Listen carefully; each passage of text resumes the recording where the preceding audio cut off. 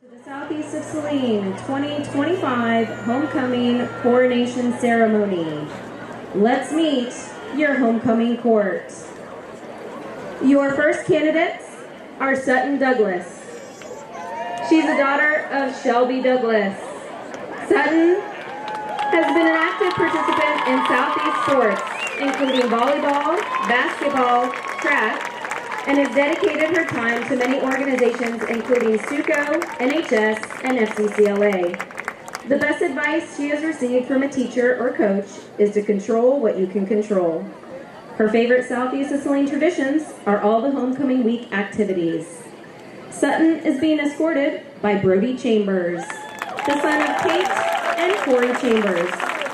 Brody has been a dedicated athlete throughout his high school career, competing in football and wrestling for 4 years and baseball for 2. The best advice Brody has received comes from Coach Gebhardt, who told him, "I can't fix your attitude or your effort. You have to decide to show up and work hard." Our next candidates start with Maddie Disney. She's the daughter of Jenny and Derek Disney. Maddie is most proud of her time participating in volleyball, using her creative talents in yearbook publications and her involvement in FFA competitions. When asked about the best advice she has received, Maddie credits Mrs. Miller with reminding her to work hard even if it's a struggle, because you are capable of more than you think.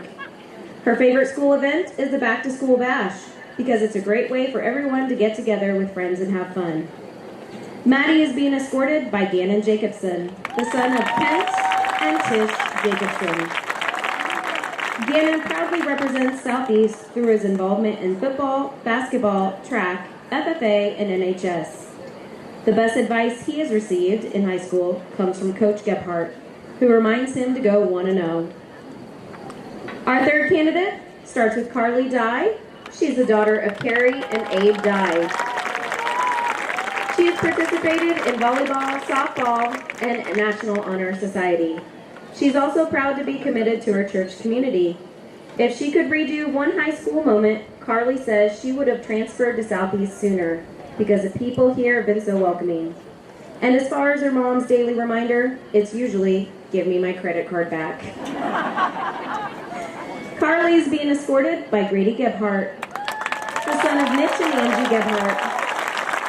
Grady has participated in football, baseball, basketball, FFA, and National Honor Society during his high school career.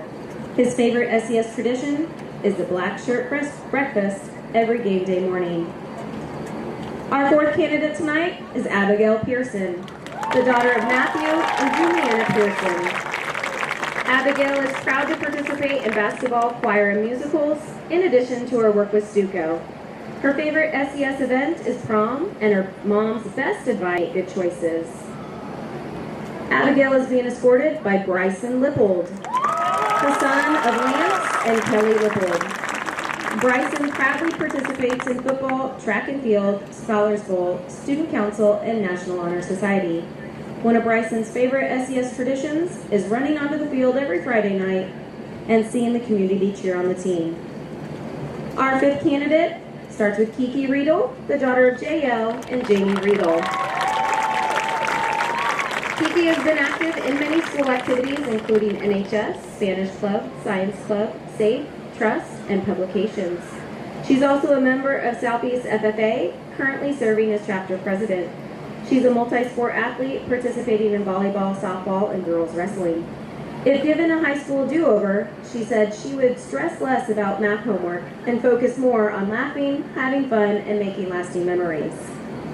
Kiki is being escorted by Caden Berrigan, the son of Brianna Augustine and Donald Berrigan. Caden has participated in football and track and field throughout high school, and his mom is always reminding him to do his best. We now have some special guests helping with the crowning ceremony. We have Berkeley Douglas, the daughter of Zach and Lori Douglas. And we have Bennett Miller, son of Rachel and Austin Miller. We would also like to recognize last year's homecoming king and queen, Callie Augustine and Evan Watkins. Welcome back, Trojans.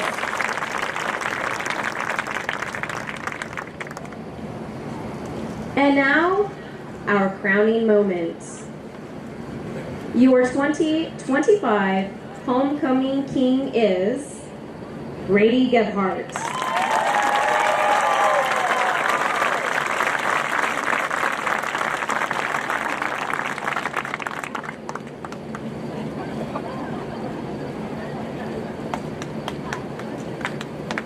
Congratulations, Grady.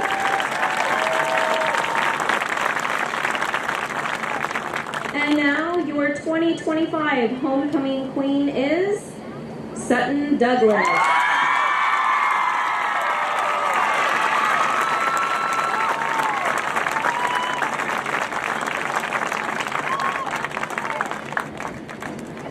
Congratulations, Sutton.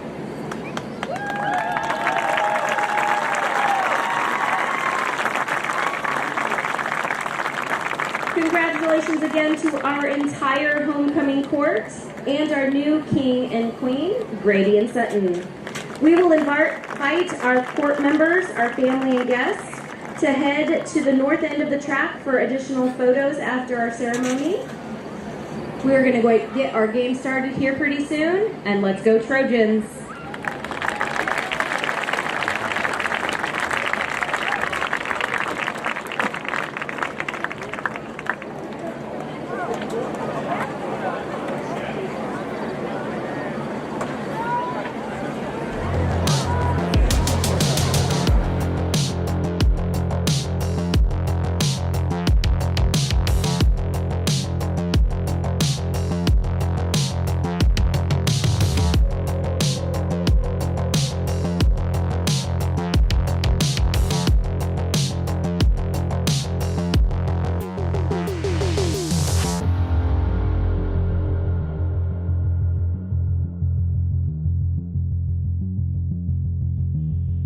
So that front line has come a long ways to this point. You're a football coach, I know that, but just kind of knowing your roots, it was running back. It was your main thing. I think I've seen you play just about every spot. It's kind of whatever needed. You got to smile a little bit, though, when you look at some of the point totals that you guys have put up this year. As we talked about the victory against Ellsworth this past Friday night, 54-32. You've also put up 35, 26, 22. Your offense is ticking right along, isn't it? That offense is like, it's one of those things that is above. I'm going to go out on a limb and say it's a year above than what I think we should be at. But we are clicking on cylinders, and we are hitting our marks. The running game, I think right now we're averaging over 250 total yards a game rushing the ball. That was something I did not see coming. But as a running back through and through, you love to run the ball. But I'm excited. Yeah, absolutely, and it's been fun to watch. I've been able to watch some film on you this week. It's a fun offense to watch. Tell me about the defensive side of the ball. There's been some times this year where you've given up some points, but there's also been games, too. You have a shutout this year as well. Talk to me about your defense. I know in football terms we always say defense is ahead of the offense. I think our defense is starting to figure out how to tackle and then how not to blow assignments. Our defense is a solid group of kids who just wants to play football and get after it. What we get ourselves in trouble at is when we're trying to do the other person's job. So this week we really focused on doing our job and just staying keys to what we know discipline-wise. Couple of games I want to single out and talk to you here. First of all, let's go back to your losses this season. 3-2 on the season. But, boy, I look at your losses, Coach, and these are 2 losses to quality opponents. You open up the season against Haven at their place, and you take a loss there. But now Haven has just taken their first loss last week. They're a 4-1 football team. They lost by 1 point to Garden Plain. Your other loss was to Heston, and Heston's only loss so far was to Hoisington, who is undefeated, and Hoisington beat Cheney last week. So you just kind of go through the line. I know Haven and Hoisington are really, really good football teams. Tell me about those 2 games and what your guys has learned coming away from those. Well, to start the season off with Haven, that was that, I'm not sure if you remember, that was that rainy day. So it was a sloppy day. We had 5 turnovers in that game. That put us back behind the chain and made that game difficult. I think if the weather was different, the outcome would have been a little different, but that's neither here or there. Not taking anything away from Haven, who's a great team, but I thought my guys learned from that game is to be good, you can't turn the ball over against a good team. Against Heston, I think we just tired out for us being in shape. We had a lot of guys like second-year starters going into that game, and I don't think we was in top shape that we need to be in to compete against another really good team that run and pass the ball at a very high rate. From that game, I thought we learned is you better get your butt in shape or they got guys who can come out and pound you. So I thought Heston wore us down throughout the game, and I thought Haven, we just turned the ball over way too much. Yeah, that's interesting. When you look at the victory against Ellsworth last Friday, I just remembered our conversation when I heard that final score on my way home Friday night. I remember talking to you last year, and I wasn't really that surprised about it just because I know the expectations of what you have for your football team, especially looking at these guys a year ago that are returning. 54-32, though, over an undefeated football team. I think a lot of people were looking towards the end of the season in southeast of Saline and Ellsworth potentially doing battle for this district, but now all of a sudden your guys' foot is extremely firmly in the door, isn't it? Oh, yeah. We got our foot right there in the door. But we're going to see, can we kick it down? Right now we just got our foot in. Yeah, I don't think anyone had us ranked this high or doing this much in district play, being that we lost those 12 seniors from last year and regrouping. So I think we're right there in the mix for that district. We got a tough one tomorrow night. We got a tough one.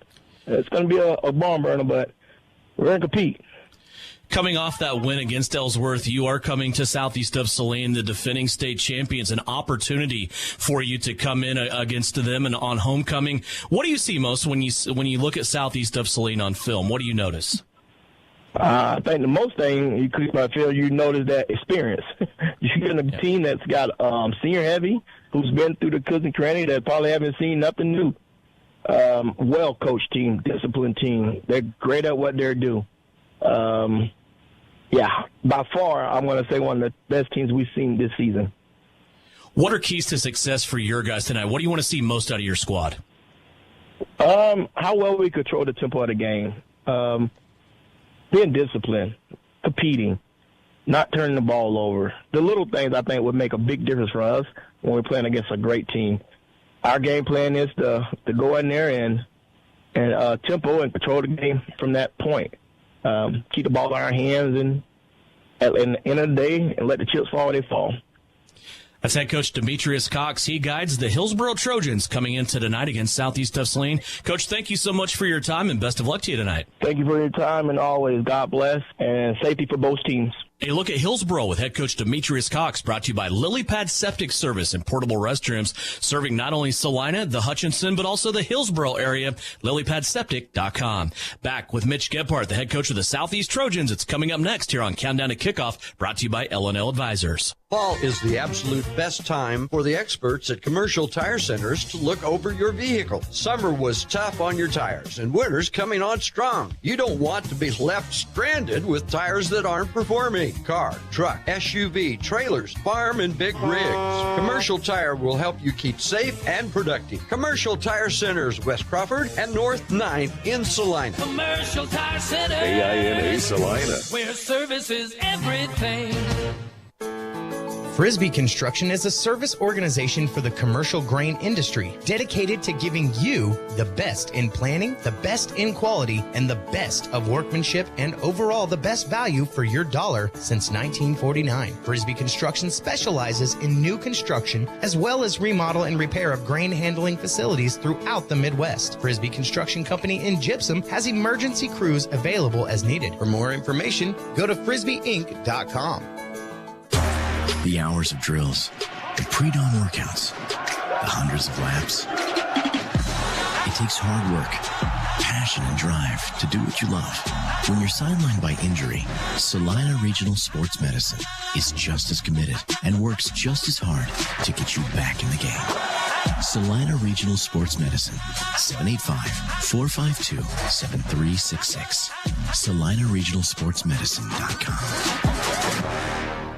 Are you looking to upgrade your home with high-quality flooring and appliances? Look no further than Salina Appliance and Flooring. We're your one-stop shop for all your home improvement needs. We offer a wide selection of flooring and appliance options. Visit our showroom today located at 740 North 9th or our website at salinaappliance.com. The Appliance Center, your local, trustworthy, and family-owned appliance dealer, providing sales, service, and parts for Salina and the surrounding area since 1980. The Appliance Center, just north of Ace Hardware on Broadway in the red and white building. Stop in today and experience the Appliance Center difference. You are listening to Southeast Trojan Football. Back here on Countdown to Kickoff, getting ready for Southeast of Saline football. Week number 6 is on deck, and it's also homecoming here on campus. Always an exciting time, but time now to Go to another exciting time. It's talking to Mitch Gebhardt, head coach of the Southeast Saline Trojans, now 5-0 on the season after a big win on the road against Lions last Friday night. Coach, a big 73-7 victory for you over Lions. And just talking to you before the game, I know you wanted to concentrate on kind of internally what's going on with Southeast. I know penalties were a little bit of a concern and just execution at all levels, no matter who was on the field. What were your overall thoughts on that game Friday? I thought we did that. I really thought our kids, our varsity kids, came out, locked in, did a good job to start the game. Came out with our defense. First of all, we started with a good special teams play, and then I thought our defense did what they needed to. Our offense scored a lot of points really fast. So, I really felt like our kids stayed locked in all week last week, and we're ready for that game. I was happy we got to play all of our kids that were suited up. Everybody got in and played, so that's exciting. And I felt like all of them contributed and did a good job. So that's good for the Trojans. When you talk about everybody playing, we talked last week about just kind of being engaged. When you're on the sideline, you're not just a uniform filler. You're going to get into the game probably at some point, and that helps kids kind of, I think probably mentally learn the game and pay attention a little bit more.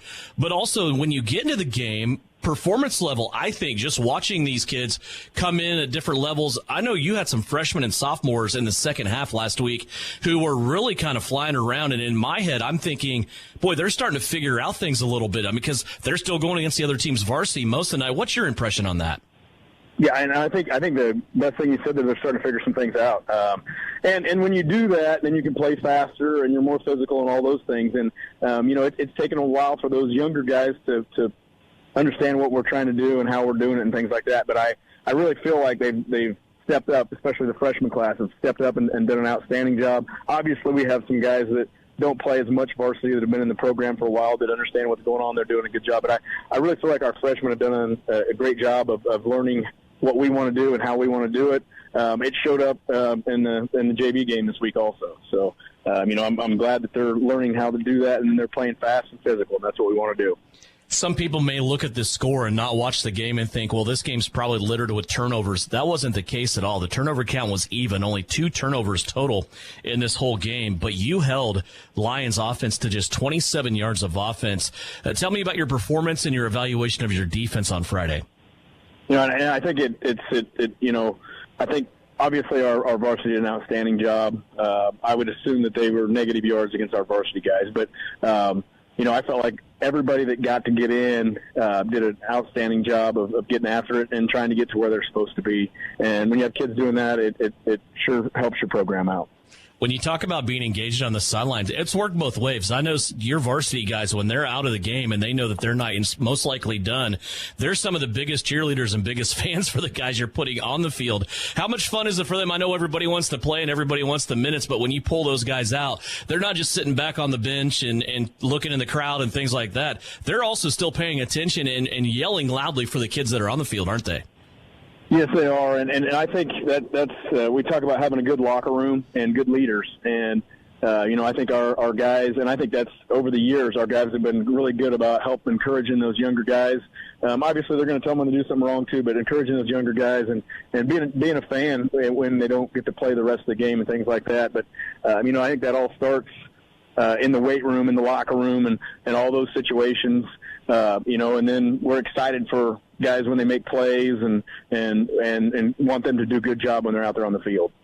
Over 500 yards of total offense. Gannon Jacobson, another good night throwing the ball. Grady Gebhardt, the first 3 times Grady touches the ball, he's in the end zone. That's the second consecutive week. He's had 3 rushing touchdowns in the first quarter. The line up front, I told you, some of those holes that were being made, Grady's not getting dirty, not getting touched right now. And some of those holes that he's running through, I think, is a running back's dream. Well, and I agree with you. The guys up front have done a really good job, and we feel real good about rotating several guys in there and playing those positions. And, they've been doing a great job of either creating a pocket for Gannon to stand in and throw or blocking for the guys that are carrying the football. And that's exciting when your guys up front are dominating. A lot like referees, we never really talk about centers until they do something wrong.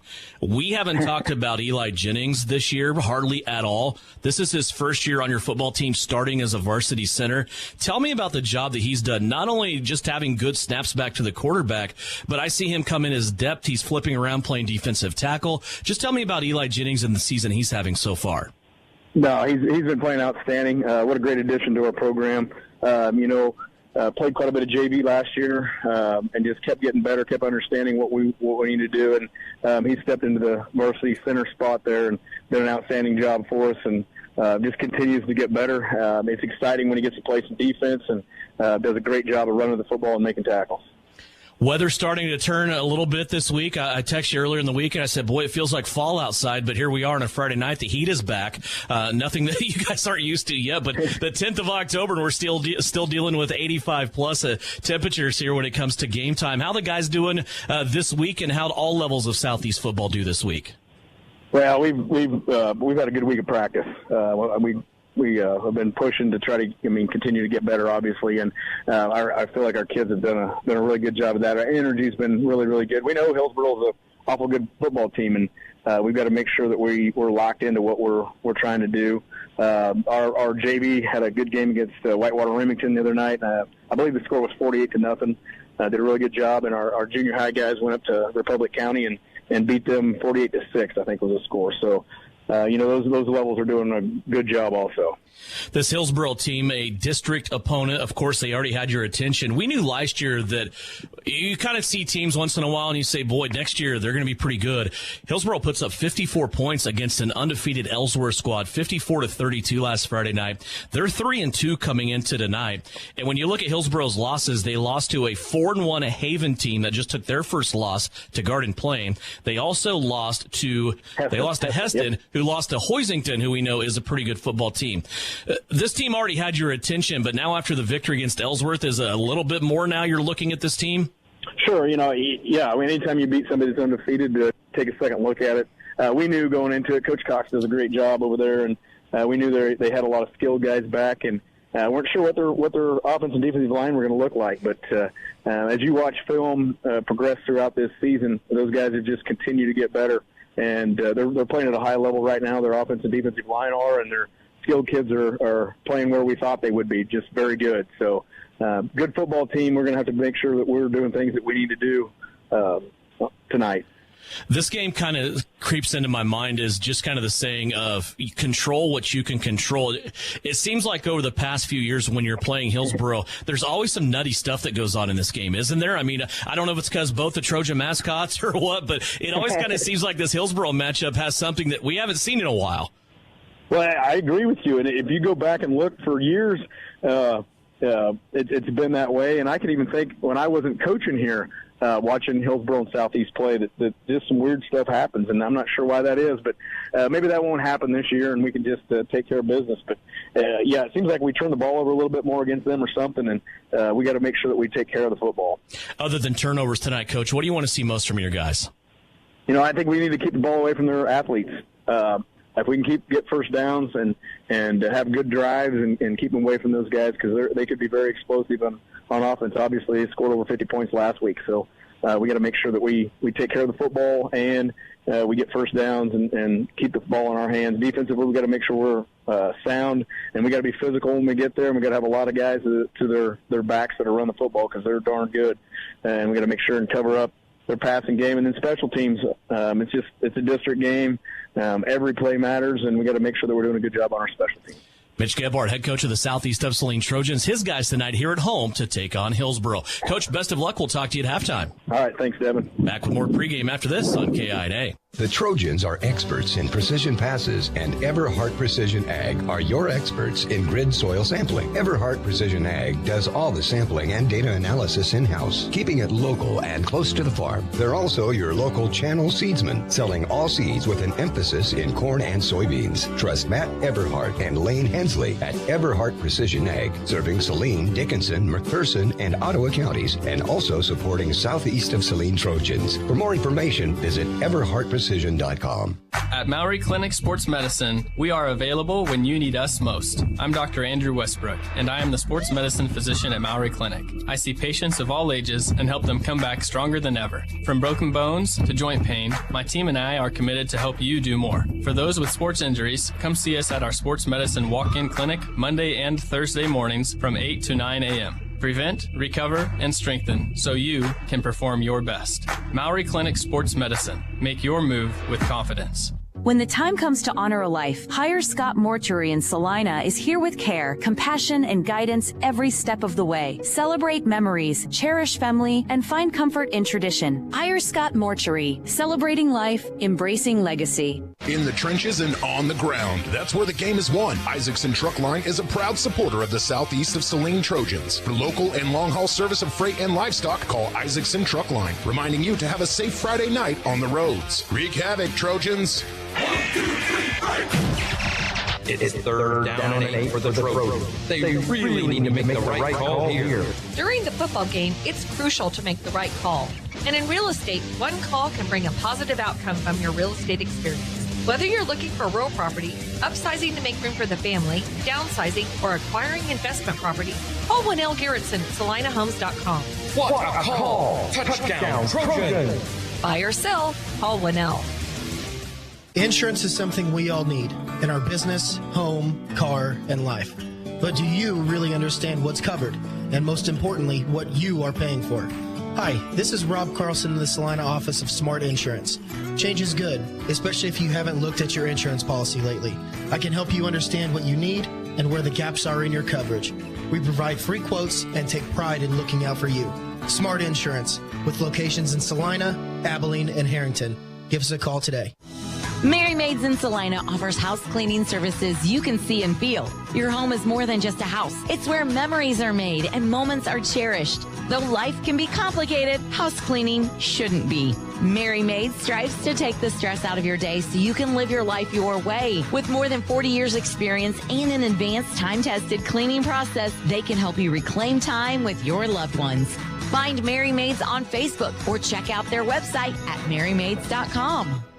The recent storm could have done a real number on your roof, but how would you know? Is your home vulnerable to future damage? Call Bryson Flax at Ryan Roofing today. An in-person roof inspection is necessary to evaluate damage. Rely on Bryson to perform a free roof assessment. Inspect, assess, and resolve. Protect your home and make sure your insurance policy provides the coverage you deserve. Roofs, windows, siding, and gutters on your home or business. Call Bryson Flax at Ryan Roofing, always supporting the southeast of Saline Trojans.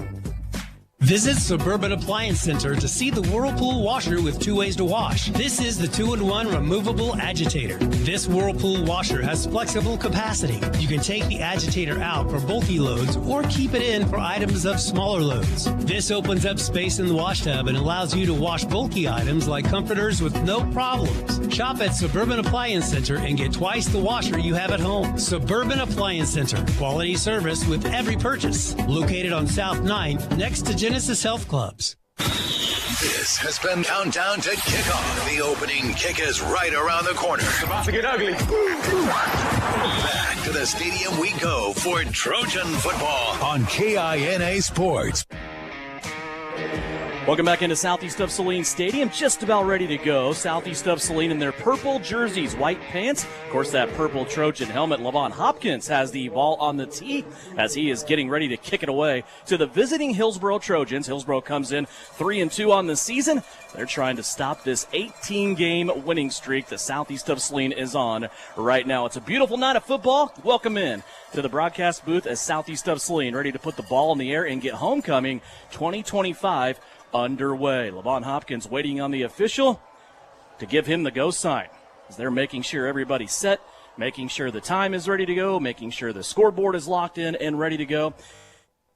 As we have a of 80 degrees here at kickoff. We'll drop down about 10 degrees during the game here tonight. Those game conditions brought to you by the Kniper Agency of Farmers Insurance in Salina. An east-northeast breeze, I would call it, making things even that much more comfortable. Here's their kickoff. Hillsboro has it to the 20, 25. Look out, Lowen to the right-hand side, 40, and then ran out of bounds by Levon Hopkins. at about the 45-yard line. Tyler Smith joins me now. And Tyler, your new image audio, keys to success tonight for the Southeast Trojans. Devin, it's all about that defense that we've seen play so well, especially that front seven. It's the trenches, right? It's Lippold, Weller, Swank, Chambers, Douglas, Gebhardt, and Vaughn. We've seen Josiah Gooch, the dynamic running back from Hillsboro, has done so many things. They had a huge win against Ellsworth last week. They're looking to use Gooch a lot. Gooch is dynamic. Those front seven win their battles. They're going to slow Hillsboro down. It's going to be a good night for Southeast of Saline. This Hillsboro team averages 220 yards on the ground every single game. They get about 120 in the air. They are an offensive machine. Here's Josiah Gooch on a dive left-hand side. Original line of scrimmage starting at the 48. Gooch will take it to the 50 on a gain of 2. Let's meet your Trojan defense. Brought to you by Salina Fence Company. Bryson Lippold, Drew Weller, Tristan Swank, Brody Chambers up front. The corners, Caden Berrigan, along with Malachi Hopkins. Your linebackers, Amarion Holub, Killian Vaughn, Grady Gebhardt, Canyon Douglas, and your safety is Gannon Jacobson. Those are your defensive starters for Southeast of Saline. Brought to you by Salina Fence Company. 2-yard gain on first down makes it second down and 8. A throw for the first time. Broke up by Malachi Hopkins. Had to go tall over Canyon Douglas, who was dropping off into coverage. And then Malachi out here on the corner already has 2 interceptions this season. Knocked that one down incomplete from Zane Haslett. Yeah, Malachi right there just did a great job. He had great leverage on the wide receiver. Saw quarterback size completely come to him. That's what you want to call that's a scout's breakup right there. He knows that play on film. He saw that. I'm assuming he's seen that formation before. Nice little quick hitch. He jumps it. Great play from Hopkins. Hillsboro would hate to go 3 and out with this good field position they earned to themselves off the opening kick return. Third down and 8 from midfield. Here's the snap back to Haslett. Quarterback power run. Left-hand side, flirting with the first down, and he is going to be dropped down just short. His rear end touched the field at the 43-yard line, and it's going to be short by about a football after a gain of 7. Yeah, just old school quarterback sweep from the gun, had a lot of blockers in front of him. Haslett did a good job. What he did is he gained enough yardage to not even make it a question if you go for it or not right here. You're in plus territory right now if you're Hillsboro. You're in a position, if you don't get this first down, big deal. But your strength as a Hillsboro offense is running the football. Expect something right here from Josiah Gooch. 4th and short, it's 4th and 1 from the Southeast of Saline 43-yard line.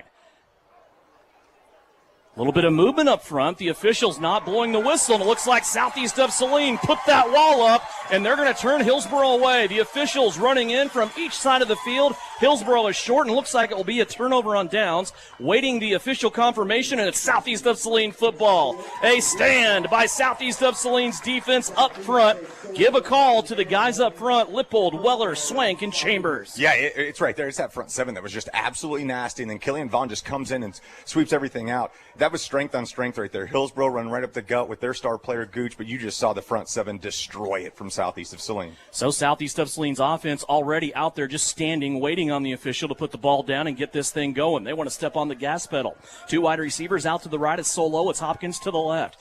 Gannon Jacobson, your senior quarterback, completes 66% of his pass attempts so far this season. Canyon Douglas, the motion man. He'll hand it off to Gebhardt. Grady, jump cut outside, look out. Grady Gebhardt, 45-50, steps out of bounds across midfield at the 55-yard line. A lightning quick gain of 12 yards for Grady Gebhardt to the opponent's 45. When we talk about perimeter blocking all the time, it's Hopkins, it's KB, it's Berrigan. What they're doing right there, the cornerback gets inside of KB. KB just decides to turn him inside. Great read from Gebhardt for the first down. It's exactly what you need to happen. Let's see this offense start rolling. Grady, 50 carries. That was his 51st, 661 yards. Here's a long pass down the left-hand side. Hopkins diving, catching at the 15-yard line.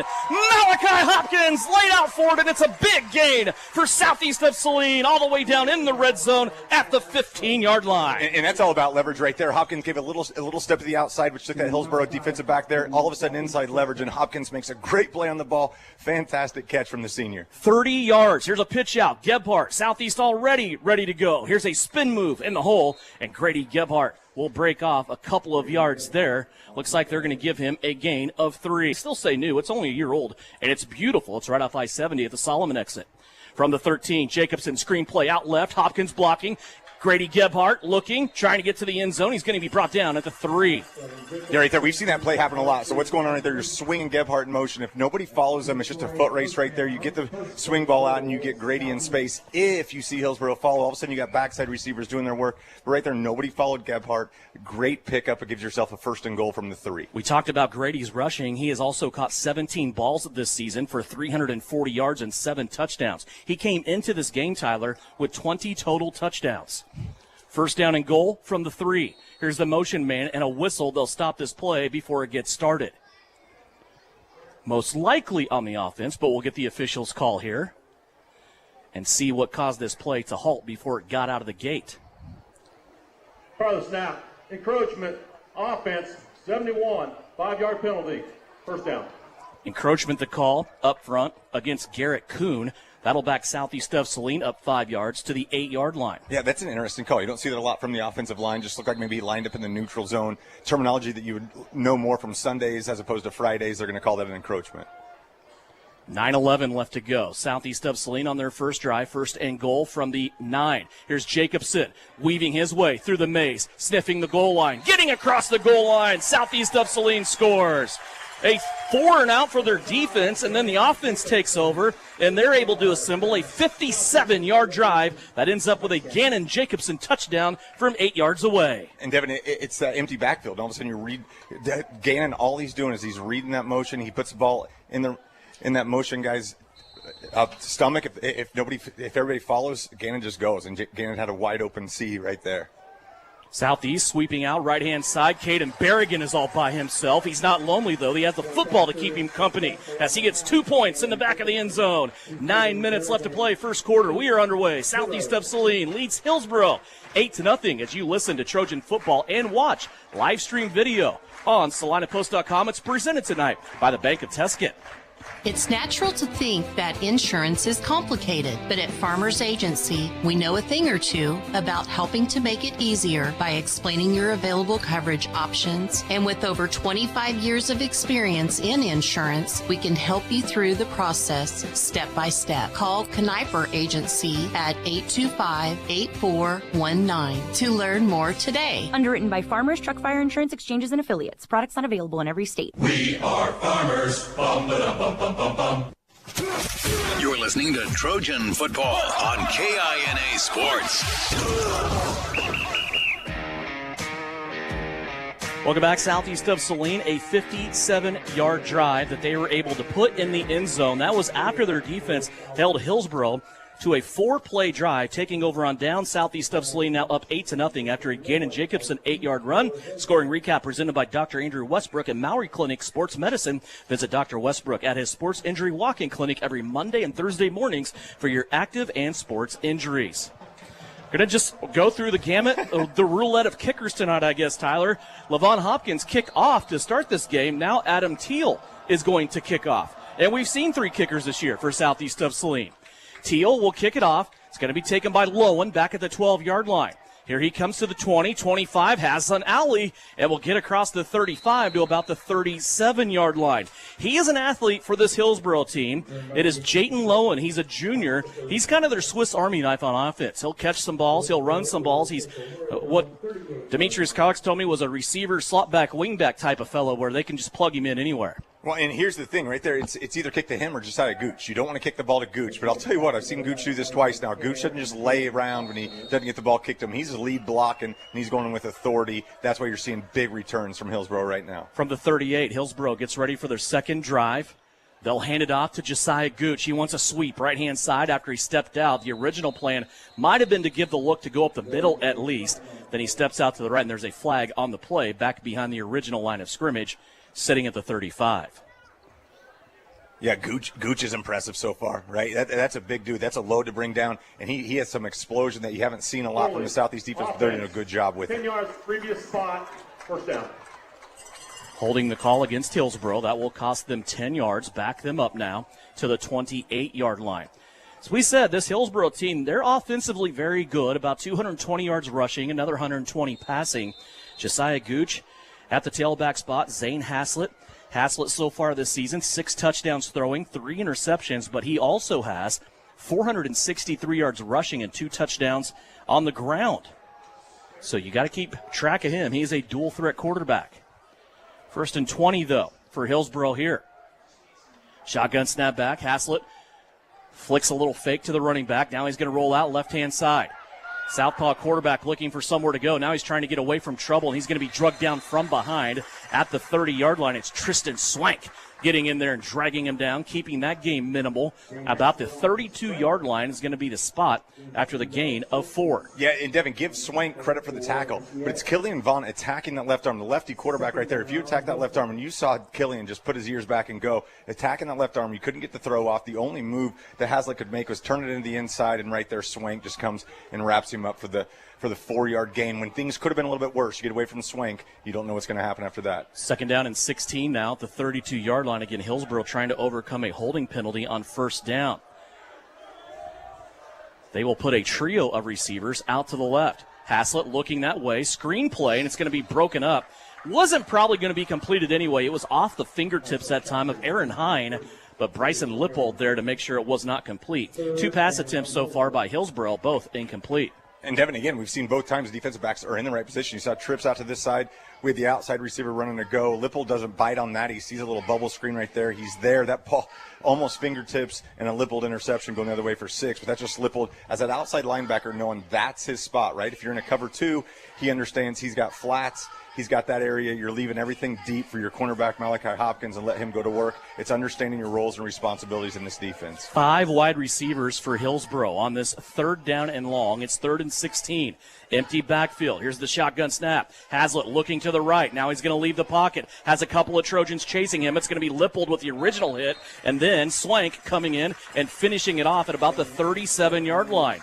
Lippold and Swank so far engineering this defense on contact against the Hillsboro Trojans. And then when you talk about an athletic quarterback, you can't give up if you're a defensive lineman. That's already 2 tackles we've seen from Swank during a scramble right there. That means his motors continue to go. He's not giving up right there. It's a great play from the entire defense to make sure coverage was good, which leads to a tackle like that. 2 passes incomplete so far, Tyler, but dare I say 2 more pass plays that the coverage earned it for Southeast of Saline. Haslett just didn't have anywhere to throw. Well, and that's something that we don't talk about a lot because a lot of teams don't throw against Southeast. But those defensive backs, it's always like when you're a great defensive back, you're probably not getting your name called a lot because teams aren't going to throw it your way, and that's what's going on a lot with Southeast. Hillsboro giving the look here that they want to punt. A whistle will blow this play dead, and they will not be able to punt here, at least not right now. Malachi Hopkins was back by himself as the flag in the area of delay of game by the back judge. Let's see.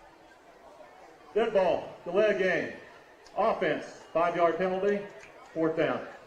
So, Devin, it was a 4th and 12 from Hillsboro. It kind of looked like they were leaving their offense out there for a little bit to make, kind of Southeast guess if you're going to kick or not. 4th and 12 in this territory, you're kicking all the time. It was kind of, you didn't give your players an opportunity, enough time to get out there and get set up. It's a tough penalty right there to back you up 5 more yards. So Hopkins, again, by himself. Usually we see Southeast of Saline with 2 return guys. This not the case.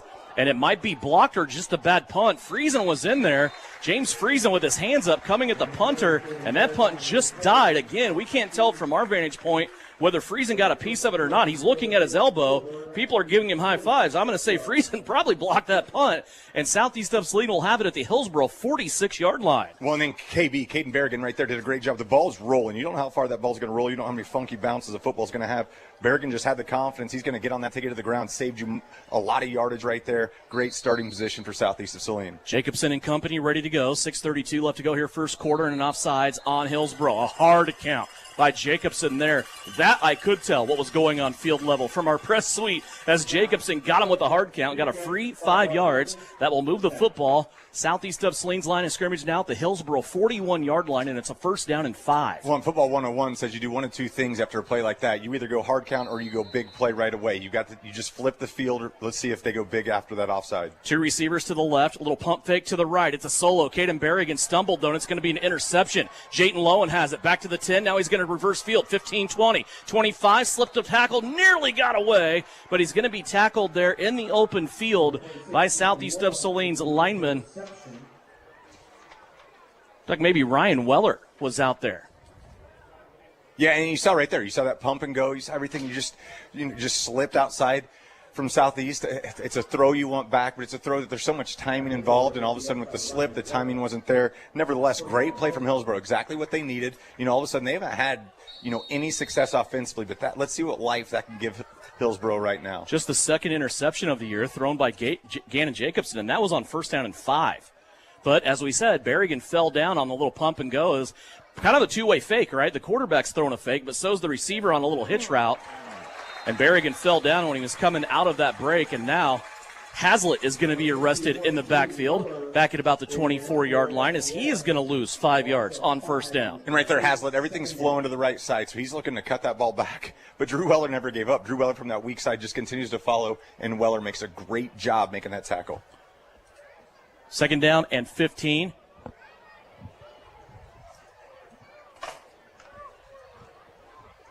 Hillsboro breaks the huddle. 5:48 left to go here in the first quarter. It's 8-0 southeast of Saline. Hillsboro with a 2nd down. And now they have a bunch of people moving at the same time, and this is going to stop this play for Hillsboro. Boy, the Trojans from Marion County not on the same page there. Prior snap, false start, offense, 65. It's a 5-yard penalty. 2nd down. So that will back the Hillsboro Trojans up to the 19-yard line. They have now endured 10 yards worth of penalties here on this drive. We're going to start at the 29. Now they're back to the 19. Self-inflicted wounds. 2nd down and 20 now for Hillsboro. A slot back and 2 receivers to the right. They're going to run away from that with Josiah Gooch. Boy, look at his movement. He's trying to get to the outside.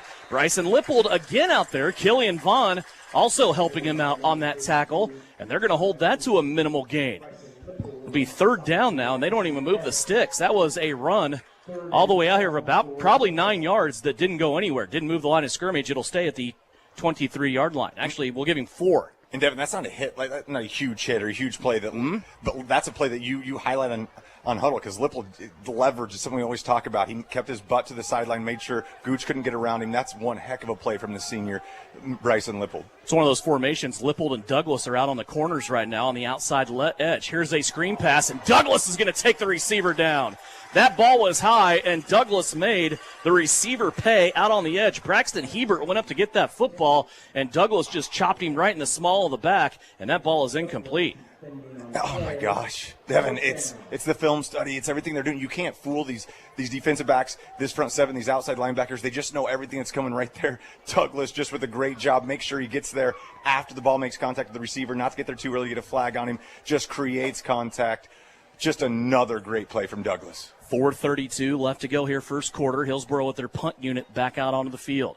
Back deep is Malachi Hopkins, standing about his own 37-yard line. This punt is low and also doesn't look great for the Hillsboro Trojans. It's going to give Southeast good field position about the 44-yard line. Chance to remind you that our broadcast today is sponsored in part by Kansas Bankers Technologies, powering secure, compliant IT for your bank.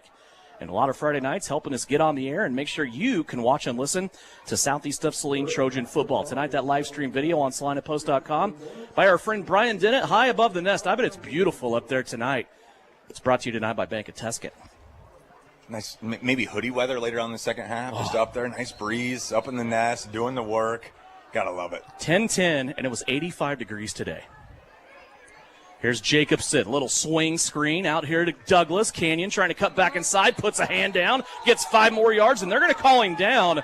And boy, Mitch Gebhardt probably is not going to like that play. Douglas looked immediately over here at Coach Gebb, and he put his hand down. I didn't know that his leg went down, but I thought that was a great play by Canyon Douglas. No, it was. 2 things I love most about that. First of all, Douglas just makes a great play on defense. So what's Gebhardt do? Feeds him the ball. Second thing about that, that's a call that didn't go Douglas's way. What did he do? He got up. There was no emotions. He gives the football back. He goes back and does his job. Like, this team is all about team. It's not about individuals. Love to see that from the senior Canyon Douglas. Remember last week he had a play that he scored a touchdown called back. Very next play, he went to the end zone on the other side of the field. Here's Grady Gebhardt. Taps the brakes. Flag from the back judge.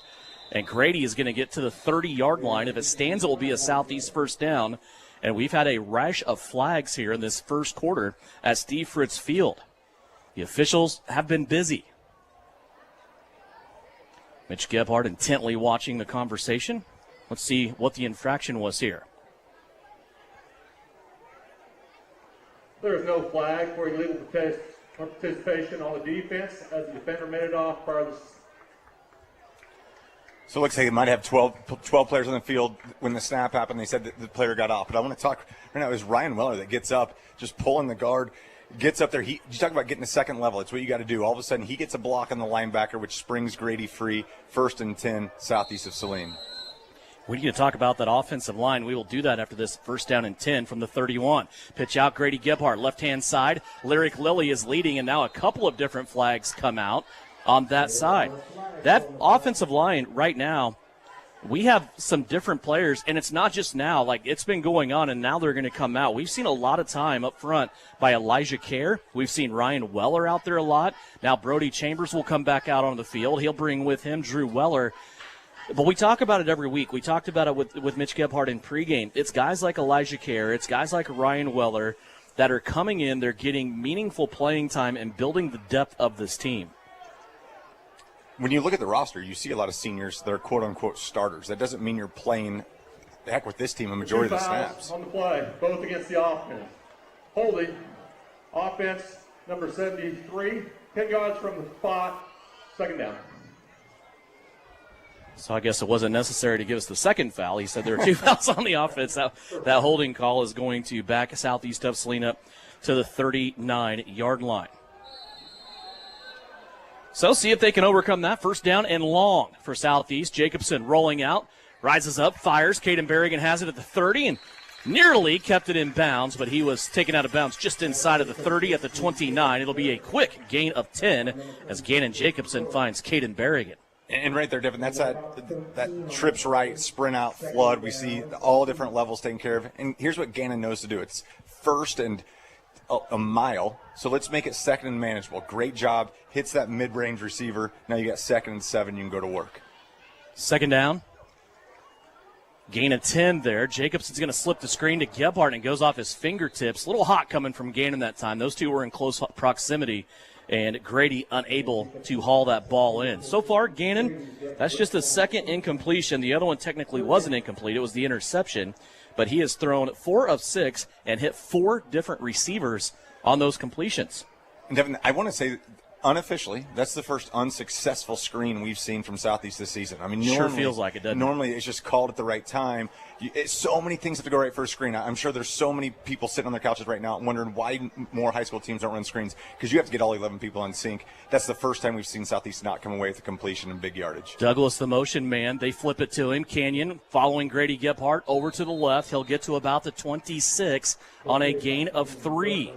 It'll be 3rd down and about 6 on that play. And this Hillsboro defense, undersized up front, but they fly around. I mean, you talk about their outside linebackers, they're big. They're big, they can run. Again, it's Josiah Gooch. We talk about running the ball, but he's anchoring that defense, and he's absolutely everywhere. Oh, absolutely painful if you're Hillsboro. And that's exactly what you do. You see offside, and that's a team. That's composure versus non-composure. A team that's not used to this situation in this environment. Great job from Southeast to get them offside. 4th down and 6. Here's your call. Encroachment, defense, 64, 5-yard penalty. It is 4th down. So your 4th and 6 now turns into 4th and a football for Southeast of Saline. That's the second time they've been able to get Hillsboro off kilter and get an offsides call and a free 5 yards. Gebhardt will line up directly behind Jacobson in the shotgun. 4th down and 1.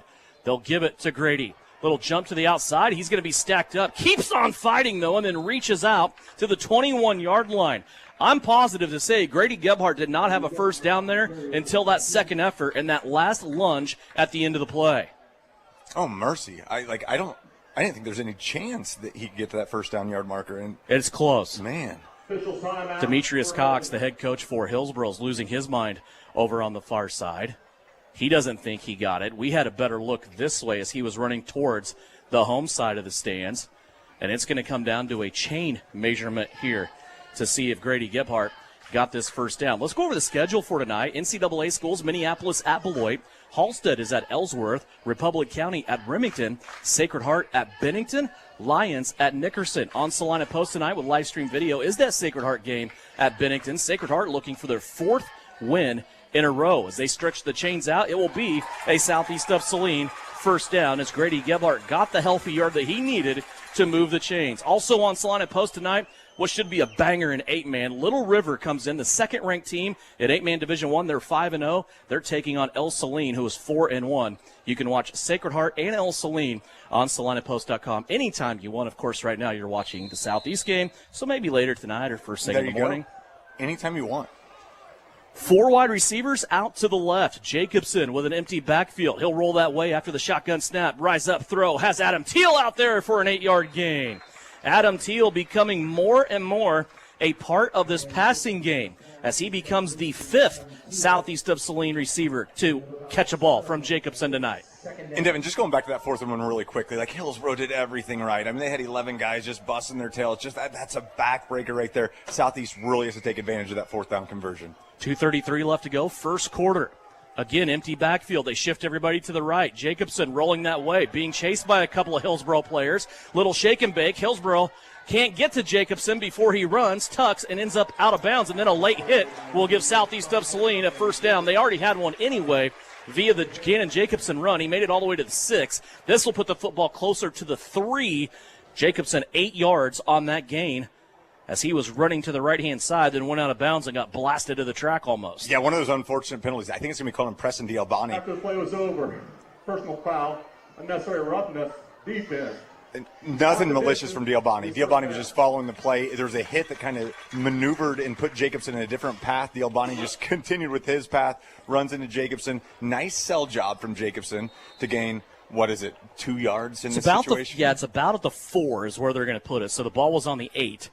Here's a misdirection play. Canyon Douglas ends up with it. Canyon putting his head down and he breaks the plane. Canyon Douglas with a rushing touchdown as he scores from 4 yards away on the end around from his slot position. Devin, there was no room there. He had Chambers in front of him. There were 3 Hillsboro defenders in front of him. So you have 2 options, right? You either try to make a juke, you're not going to get anywhere, or you just lower your shoulders and go right through him. And that's exactly what Canyon Douglas did for a big Southeast Saline touchdown. That was a healthy collision at the goal line. They're going to fake the same formation, same play. Jacobson's going to throw it up into the back of the end zone to Berrigan, and a flag flies on that play for the 2-point. Holding offense, 44, decline. There's no extra point, it's no good. So the extra point, no good. Southeast of Saline, though, scores another touchdown. 2:20 left to go here in the first. 2:20 left to go here in the first quarter. Southeast of Saline leads at 14-0 as you listen and watch Trojan football here on KINA. New Image is offering ceramic tint. If you are sending your child off to school or your wife on a road trip, ceramic tint offers heat rejection up to 90%, privacy in a college town or in the city, and it helps keep wear down on the AC system, making the car easier to cool down. Never worry about you or your kid locking their keys in the car. With Drone Mobile, you can unlock their car for them from anywhere. Vehicle breakdown in an unknown area, GPS locating helps roadside services find your loved one quickly with the ability to send the vehicle location directly to the rescue squad. New Image Audio, your official tinting establishment for over 14 years, located at 340 South Broadway in Salina. Phone calls are welcome. You're listening to Southeast of Saline football on KINA. Devin Haney, Tyler Smith back here at Steve Fritz Field. We're on the beautiful campus of Southeast of Saline High School. Levon Hopkins back out now, as I guess it's his turn to kick here tonight. We've seen Malachi Hopkins, we've seen Adam Teal, we've seen Levon Hopkins all kick this year, and so far Levon took the opening kick, Adam Teal took the kick after the first touchdown. Now Levon will take this one as Southeast of Saline gets ready to kick it away. Josiah Gooch, Jayton Lowen back deep for the Hillsboro Trojans. Yeah, and they flipped Gooch, and Gooch is now on the other side. Let's see if this kick is directionally the other way, which it is. It'll bounce at the 20 and go out of bounds. Yep. Boy, Lowen was kind of on the fence there, and that ball looked like it might die in the turf, as it has a tendency to do sometimes on these artificial surfaces, but Lowen went ahead and had some time. He used it, and the ball went out of bounds. So Hillsboro's going to have really good field position here to start out at their own 35-yard line. Yeah, and just the unrespected Josiah Gooch. We've seen 3 kickoffs now, and they've all 3 been directionally away from him. We've seen how impressive Hillsboro's returns have been. You want to keep the ball out of his hands, and that's what they've done so far. Would you have a problem, though, with Jayden Lowen's returns tonight? No, not at all. I mean, Geez. that's the thing. It's the lesser of two evils right there. Yeah. You don't want to see Gooch in the open field. He's been impressive so far in this first quarter. From the 35-yard line, Hillsboro comes out. They will start their third drive of the night. 2:20 left to go here in the first quarter. It's homecoming on campus here at SES. Couple of hard counts now. Haslett turns it out, and that was an interception that went right through the arms of Canyon Douglas. That ball had some steam on it, and it got there quickly. I understand Canyon not catching it. He probably didn't see it until it was right on him, but it went through his hands, and it's incomplete. Hillsboro to start this game 0 for 4 in the passing game. And you're right, Douglas didn't see that because his responsibility wasn't to watch the quarterback. His responsibility was to watch the receiver. All of a sudden, he got a chip, he got his hands on, looks inside, ball's right there. That's exactly what you want to see when you're watching film tomorrow and you're looking this game back. Some area games tonight, by the way. Andover Central is at Salina Central. Mustangs trying to go 6-0. Salina South, another close game last night. They lost by a touchdown to Goddard. Abilene's at Augusta. Chapman at Wamego. Solomon at Gossel. And Teskett playing at Otis Bison tonight. Teskett is 4-1 on the season. Here is Haslett straight ahead, and he will have 2 yards. That'll bring up a 3rd down and 8. Zane Haslett so far in this game, 5 carries, 22 yards. Devin, it's just this front seven. I mean, they're just making it so tough for Hillsboro. We know that they can run the ball. We know Hillsboro can do things. Southeast is not letting up any easy yardage for Hillsboro right now. I love it. You look at that linebacker core, and the guys up front, as I said last week, you have to get by them first, and then you look at this linebacker core. You can't ever see Killian Vaughn's number. Last year, he wore the cast all year. That helped us out. Grady Gebhardt and Canyon Douglas somehow get dirty on a turf field. I don't understand that, but they're just linebackers, right? I mean, they are the prototypical type. Here's an empty backfield. The blitz comes on. Haslett gets drugged down, and a ball that is complete. That was a heck of a play. Malachi Hopkins may have had a beat on that football as well, and there were 2 disasters averted there by Hillsboro. One, Grady Gebhardt did not get the sack. Haslett was able to unload it right at the last minute, and then the catch made out here by Hillsboro. That'll make it a 4th down and 2. Yeah, what a great play from Haslett, and a great catch from Amstutz. I mean, just both of them on the same page. You're right, got rid of that football just in the nick of time, got blown up on the backside. You got to love to see that from your quarterback, right? You know that you're going to get hit. You don't care. You go, you make a strong throw. It's a good job from Hillsboro, but it looks like they're going to get in pump formation for 4th down. Went for 8 yards. And now a timeout called by Southeast of Saline. I don't think they're buying this punt formation type of deal that's being shown right here. Brayson Amstutz, 8 yards, the first pass completion of the night for Hillsboro's. They take a timeout, Southeast does, with 44 seconds left. It's a 4th down and 2 at the 43-yard line for the Hillsboro Trojans. Hillsboro came in, as we talked about, 3-2 on the season. They lost their opening game of the season at Haven, just a 26-12 score. Haven right now at 4-1 coming into tonight. They just lost their first game last week to Garden Plain by 1 point. Coach Demetrius Cox told me Hillsboro should have won that game. He said we had 5 turnovers on a muddy, sloppy field. He said we practiced on turf all the time. We weren't ready for that first game of the season. 5 turnovers, and they end up losing. Then they beat Larned 35-0. Then they lost to Heston 57-26. Coach Cox just said they have more guys than we do, and I thought about the logistics of that, Tyler. It makes sense. Heston, a 3A school. Hillsboro is moving to 1A next year, and you look at their sideline. It makes sense when Coach Cox tells me they just had more guys and they wore us out. 22-13, then a victory at Halstead, then the big one last week, a 54-32 victory, ending Ellsworth's undefeated season. So this Hillsboro squad, they have a 3-2 record, but those 2 losses to quality teams. Cannon Jacobson back deep. This is going to be a low punt.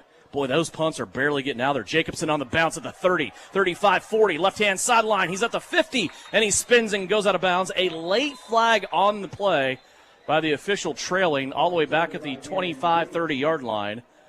As we've seen Gannon judge these footballs really well this year off the bounce. Yeah, we talk about Gannon, 3-sport, spring sport athlete, right? He's golfed, he's ran track, he's played baseball. He fields those balls like a shortstop. He understands where to get his feet, where to get his hips, understanding the hop. He comes back some, comes up, always catches at his chest despite the hop. Did a great job with the return, but looks like it's going to come back with an illegal block. And we see this a lot of times. Balls that aren't traditionally kicked, a lot of times when you get these balls that run on the ground, your timing's different from a receiving team. All of a sudden, it's not that 3 to 4 second hang time that you're used to in high school football. It turns into no hang time. The ball's just there. All of a sudden, you're seeing more time to get that football, and all of a sudden that defense is on you. It's an unfortunate penalty against Southeast. From the 32, worst starting spot for Southeast of Saline so far tonight. Play action to Gebhardt. Roll out. Jacobson has the ball ready to go. He fires in a tight window to Malachi Hopkins, and Hopkins is stripped. Hillsboro takes that football away. A beautiful play for Hillsboro by Braxton Hebert, the junior that time. Hopkins has it complete, and then Hebert just stripped it away from him. A huge play from Braxton Hebert. I mean, that was a 50-50 ball, and Braxton Hebert made it all about himself. I mean, usually that's a tough window, especially first down. It looked like Jacobson might have had yards if he just tucks the ball and goes, especially on first down. You don't want to look to put it in that tight window. But great coverage from Braxton Hebert. Little side note, went to high school and graduated with his dad. Dad is the principal. He's a principal in Hillsboro. Not sure which school, but his dad, All-American basketball player at Bethany, Nathan Hebert. Used to be a girls basketball coach in Hillsboro for many, many years, and always put those squads out that you hated to play. Yes, without a doubt. So Hillsboro will take over here after that beautiful play by Hebert. And they're going to run it right up the middle, and there will be no gain on that play. Brody Chambers there along with Canyon Douglas. Josiah Gooch had a carry for no gain on that play. 6 carries, 22 yards by Josiah Gooch, and that will be the last play of the first quarter. So an eventful first quarter, but it still sees Southeast of Saline lead it by 2 touchdowns at the end of one. 14-0 is our score. You're listening to Trojan Football on KINA and watching live stream video on SalinaPost.com. Presented tonight on Homecoming by the Bank of Tuscan. Lily Pad Septic, this is Callie, where we can get you a flush and a rush. How can we help you flush today? Oh, it smells like something died out by my septic tank. It's bad. Oh no, I know that smell you're talking about. Cole! I smelt it from here. Flush, the freakishly fast frog. I'll follow the funk. It's not a dead animal, sir. It's your septic tank venting gases. Oof, she's full, real full. That's the smell. I've got to get back and tell Callie. Callie, he needs a pump out, quick. Already got a pump truck rolling. If you need a flush and a rush, call Lily Pad Septic. We guarantee to inspect your septic issues within 24 hours. Or you get a free septic tank pump out worth $399. Lily Pad Septic. We'll be there in a splash. Callie, quick, kiss me. That stink stuck to my skin. I don't know if I can. Oh, good. I can smell other things again. You are listening to Southeast Trojan Football on KINA Sports. Back here at Southeast of Saline, 14-0 our score. As we go to the second quarter, Hillsboro has the football. They're at the 50-yard line after a beautiful takeaway for the Hillsboro Trojans. Here's a sweep, left-hand side. Hazlitt's looking for space, and he's going to be spun down and taken down quickly. Bryson Lippold again owning his edge. Bryson Lippold needs to look into going to real estate because he is owning a certain portion of the field, and it's the side that he's on. He really is. Lippold and Douglas are almost just clones of each other, right? You know exactly what you're going to get from them. They're both fundamentally sound. They make sure they have leverage. They're both extremely long and athletic, and they're always just in the right spots. That's why you see big-time tackles from them. If that tackle doesn't happen, you don't know where that play ends up. It's just another great job from Lippold, and we've been saying that all season long. No gain on the play. 3rd down and 10 for Hillsboro. They will load up the right-hand side. 3 wide receivers, and Gooch on the right hip. Fake it to Gooch. Hazlitt wants to go long. Hit as he throws, and it's going to be pass interference on Canyon Douglas. Got there a little bit early, did Canyon, as they were looking for Bryson Amstutz. Yeah, I think a good call from the officials. I mean, Douglas just saw the ball. He's coming in, and Amstutz right there, big, strong, tall receiver, just stood tall, put his hands up right there. Douglas, I think, correctly penalized for pass interference. It is Amstutz. Thank you for correcting me on that. So, yeah, Canyon Douglas, man, it's just such a bang-bang play. He's coming with a head of steam. Amstutz just sat down in that soft spot there, and a beautiful throw out there by Zane Hazlitt. That will give Hillsboro a first down and put them the deepest that they have been so far into Southeast of Saline territory at the 35-yard line. Yeah, and you're seeing this Hillsboro offense is now just – they're creating a little bit of issues. We're seeing different things. They're getting the ball to the outside. Amstutz is an absolute creature out there. You can look to get the ball outside to him as much as you're running Josiah in the middle. Here's a lot of traffic in the backfield, but Josiah Gooch had already vacated the backfield and had a 5-yard gain. That's the largest carry of the night by Josiah Gooch. It's his 10th carry of the evening, and he has 11 yards. Southeast has done a really good job with him so far. Yeah, it looks like on the tackle, Gooch lost his helmet, so he's going to have to come out for a play. It looks like they're looking down at the field for something, maybe to look for a broken. I mean, anytime Brody Chambers tackles you, something on your helmet will potentially break. And it looks like we're ready to go. But this, 2nd and 5, you don't have your big-time running back in there. So if you're Southeast, I'm bringing pressure. I'm expecting some kind of pass. Probably what Hillsboro doesn't want is a 3rd and long. Potentially Jayton Lowenthal in that backfield, plugging him in, and he is going to be on the right hip of Zane Haslett. Lowen coming into this game, 17 carries for 40 yards.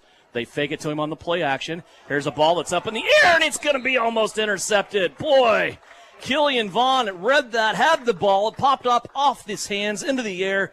Then both Killian and Canyon Douglas had a chance at it, and it falls incomplete.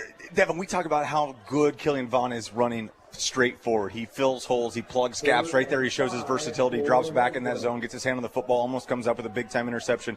But, again, that's what you can do with these linebackers. They can do so many things. We talk about how well they go downhill, but what a great play from Vaughn, getting back in that zone, understanding he's got flats. He's got curls to flats. He knew exactly what he needed to do responsibility-wise. Taron Potachik out here on the left corner. Big down for Hillsboro. 3rd down and 5. Quarterback run, and it gets ended before it begins. Brody Chambers went through that hole like he was Superman and grabbed just enough of Zane Haslett as he went by to impede his progress and hold that to a gain of just a yard. Yeah, Chambers cleans everything up, but it's Wellers down there just grabbing ankles, fighting through. Yeah. It's a great job. Again, this defensive line is so difficult, and guess what? If Chambers doesn't make the play, there's a swarm of linebackers getting ready to clean things up. Big 4th and 4 for Hillsboro right now. Visiting Trojans from Marion County, 4th and 4 at the southeast of Saline, 29-yard line. Josiah Gooch in the backfield, off the right hip of junior quarterback Zane Haslett.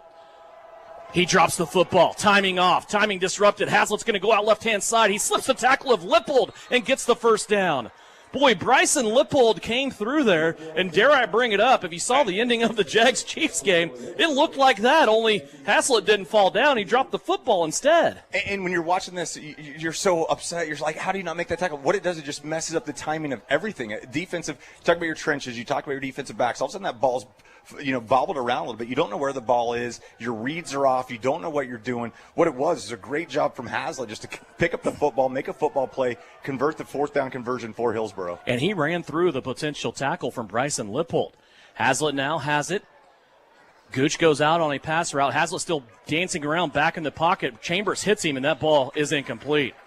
He got away from Drew Weller initially, but then stepped up in the pocket and was able to meet 75 up close and personal. Well, and you said it earlier, that was a complete coverage incompletion right there. I mean, it was almost a coverage sack. You just saw Southeast drop back, but what they were able to do with that 3-man rush, it's your 3 defensive linemen. They were able to put so much pressure that Haslett could never get his feet set, couldn't find an open receiver, because if you only see 3, that means you have 8 playing zone defense in the back. It's a great job from the defensive backfield and the linebackers from Southeast and those 3 defensive linemen to apply pressure without help from the linebackers. 2nd down and 10. Ball sitting at the 22-yard line, and a timeout that will be called.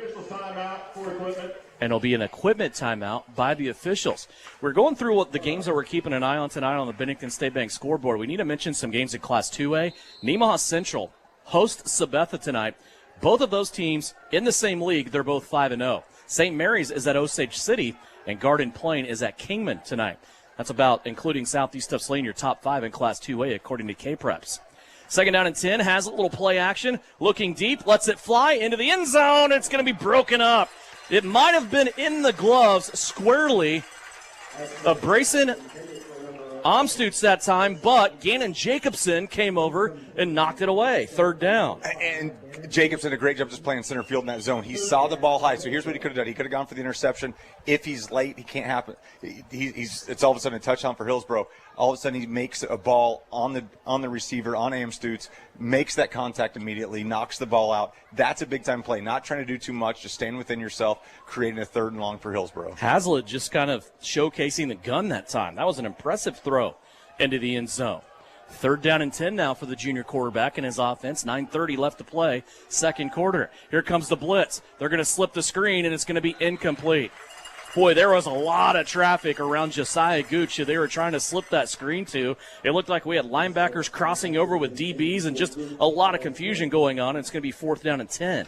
When you talk about the screen game, if you're a team that offensively runs a good screen game, you're probably really good defensively against it as well, because you understand when it's coming, the timing, the situations, you know how to play it. You saw Southeast play that screen perfectly. You're not going to catch them off guard. They understand how to roll. You have half your offensive linemen out there. Half the linebackers out there also understand what they're doing. It's just a great defensive play against a very tricky offensive play. Another big down, 4th down and 10 for Hillsboro. And he drops the football again.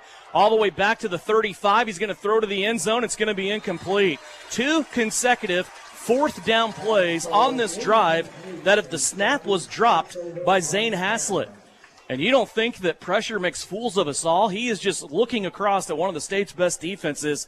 And, boy, they're getting the best of him right now, it appears, mentally, as he's dropped that football now off the snap. 2 4th downs in a row. Yeah, that's tough. But, again, you talk about those defensive backs. Nobody went for the interception. You saw hands in position to bat the ball down. Everybody understood it's 4th down. An interception does you no good. Just knock that ball down, make sure you get possession, and go back the other way as Southeast starts off the ball in the 22. 4 straight downs. Southeast didn't give up a yard there. They force Hillsboro off the field once again. Jacobson rolling out, looks back to the middle, has a Marion Holleben. He is chopped down as he went airborne at the knees.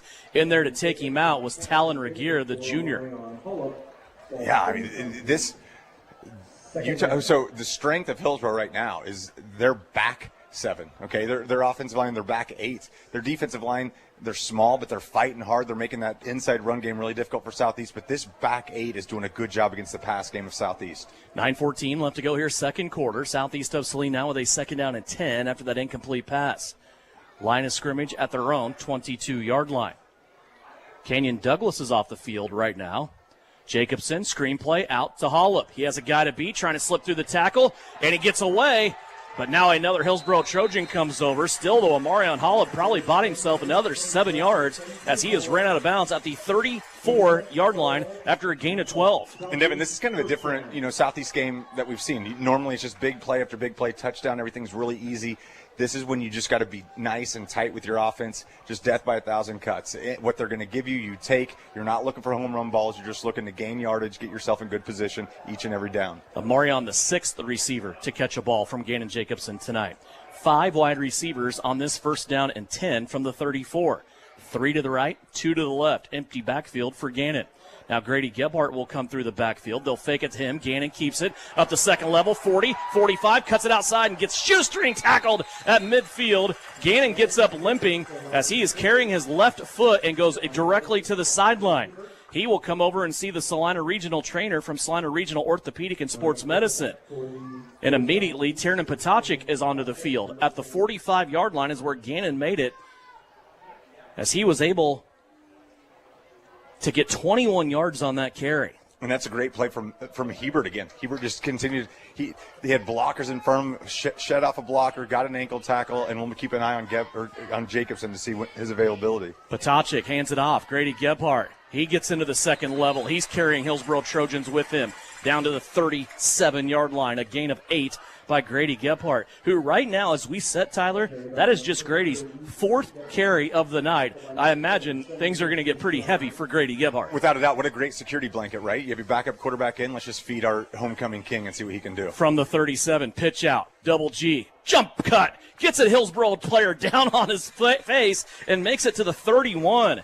Gebhardt was 6 on that play. Yeah, and what a difficult 6 that was. You're talking about that jump cut. He avoided 2 Hillsboro tacklers that would have been tackled for a loss, avoids that, fought really hard to get those 6 yards. It's a great play from Gebhardt. Gannon Jacobson over here getting attention from Salina Regional's trainer. Salina Regional Orthopedic and Sports Medicine travels with the Trojans and at home game every single game. Here's Tiernan Potachik as he turns loose to the 20, 15, and down to the 14. The junior quarterback, Tiernan Potachik, turns it loose. He has 3 rushing touchdowns on the season, and we see his quickness getting into the Case IH red zone. Yeah, not just his quickness, but his understanding of the offense. He knows exactly what's going on. He knows how to play this game.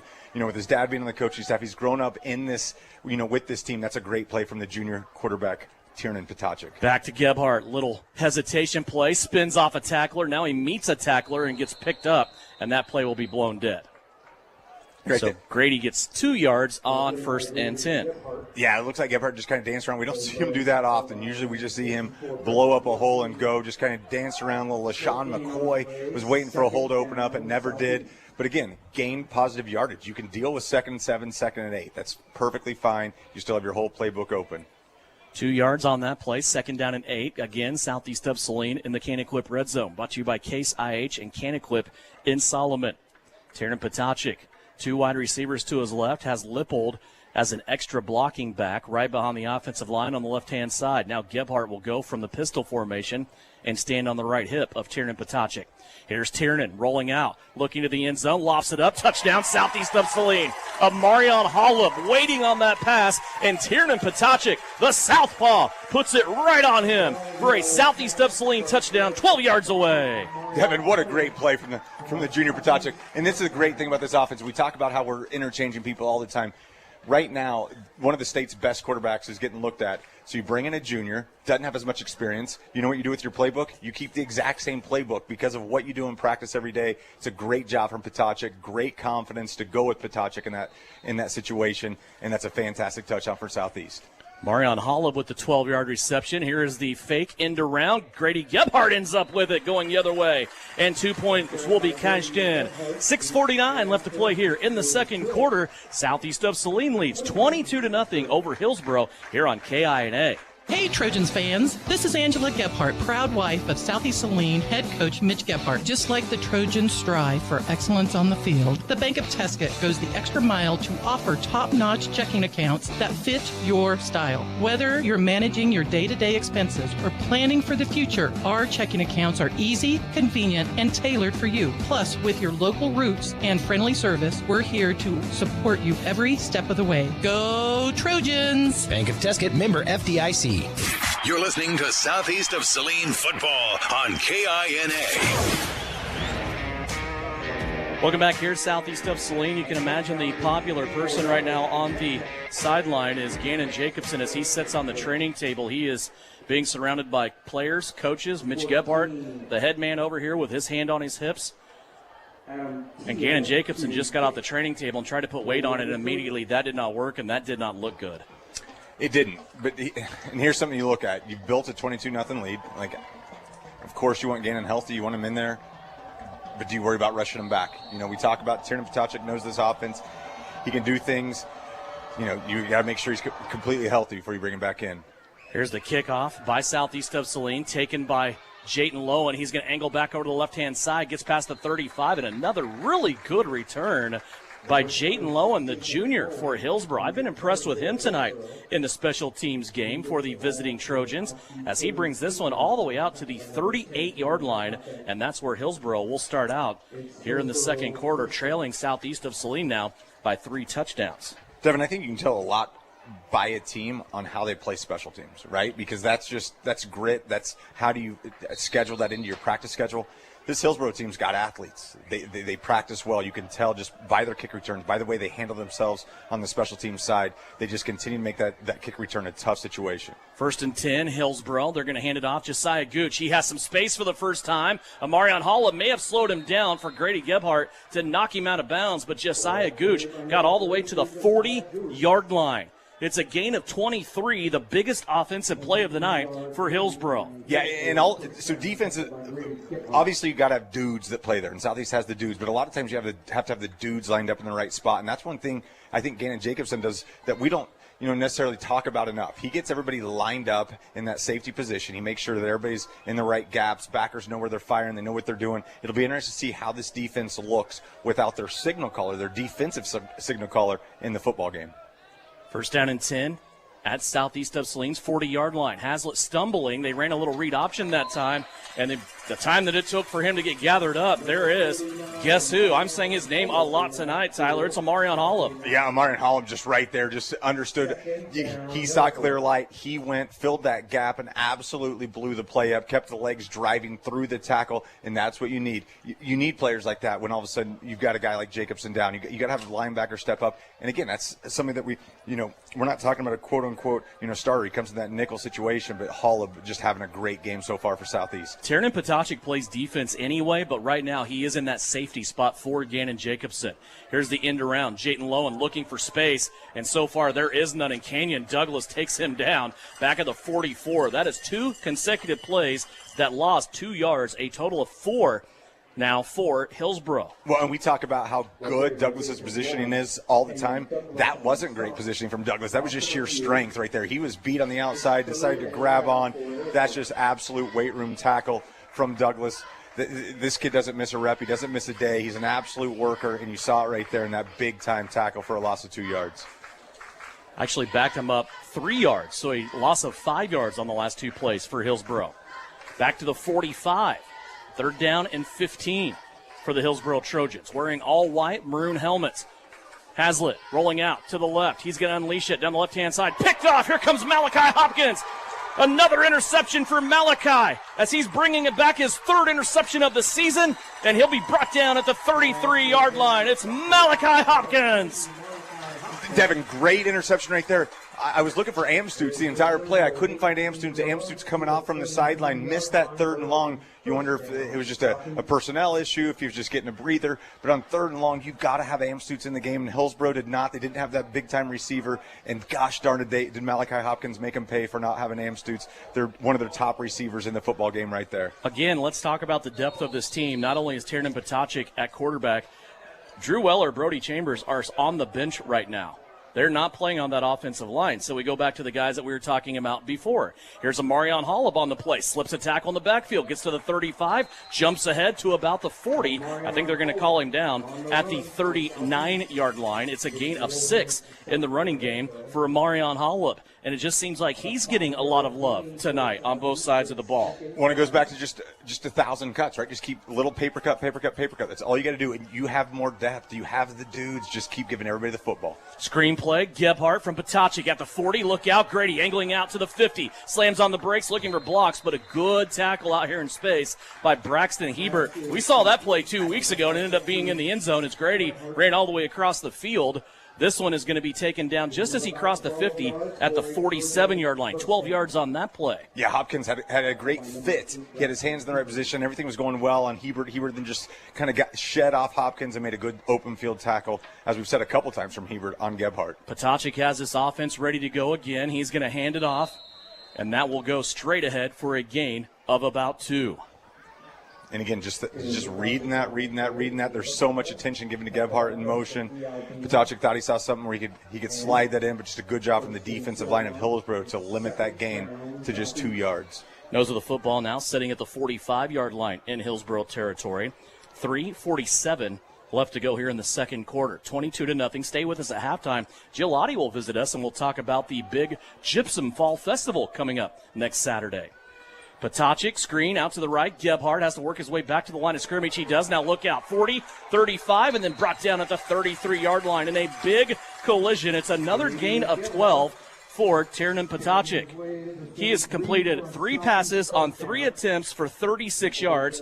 Every play he gets 12 yards. Get the comments of Mitch Gebhardt coming up at halftime as Tyler makes his way down to the field. On the Salina Ortho sidelines, here is Canyon Douglas on the carry. Canyon at the 25, Canyon at the 20, and then taken out of bounds at about the 18-yard line. Canyon Douglas able to break off 15 yards on that play. Let's call it 14 on the carry. His second carry of the night. He had a touchdown earlier in this game. Southeast continues to hold the gas pedal down on the floor. They're in the Case IH Can-Equip red zone again at the 19-yard line, 1st down and 10. Here's Hollab in motion. They're going to fake it to him. Patochik, he'll go up the gut and gain about 2 yards. Well, let's give him 3. He made it to the 16-yard line, says the official. Tiernan's 3rd carry of the night. He has 22 yards.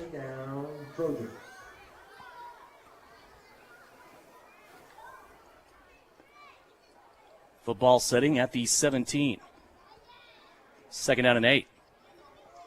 2 wide receivers on each side. Here comes Canyon Douglas in motion. They give it to him. Canyon now looking for space. 15, 10, 5. As he jumps between a couple of Hillsboro Trojans and makes it inside of the 5-yard line to the 4. Nice carry there by Canyon Douglas. Tackle by Preston Gialdini It's first and goal.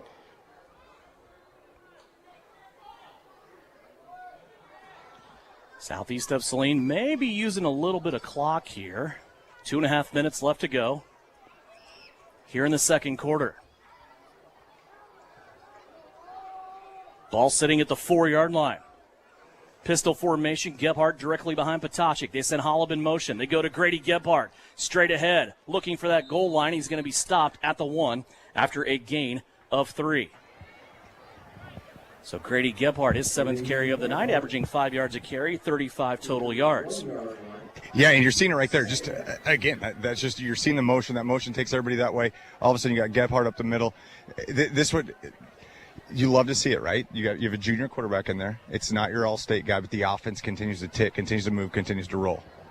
Potocik will send Kenyon Douglas in motion. He'll put it in the belly of Grady Gebhardt, and Grady walks it in. Grady Gebhardt, his first touchdown of the night. It's taken him a while here, Tyler, but he still gets a touchdown here. His rushing touchdown that he just punched in, his 14th touchdown on the ground this season. Yeah, and again, the offensive line did all the work. I think you could have scored on that one. I possibly could have as well. Offensive line, great job. It's just, this is what we talked about. It's the depth, it's the numbers. It's just continue to get fresh people in there. So with 1:43 left to go, Grady Gebhardt gets a touchdown. They'll pitch it out. Nope, fake pitch to Grady this time. Tiernan rolling out to his strong side. He's going to tuck it and walk in. Nope, firing at the last minute. Tiernan should have tucked it and walked in.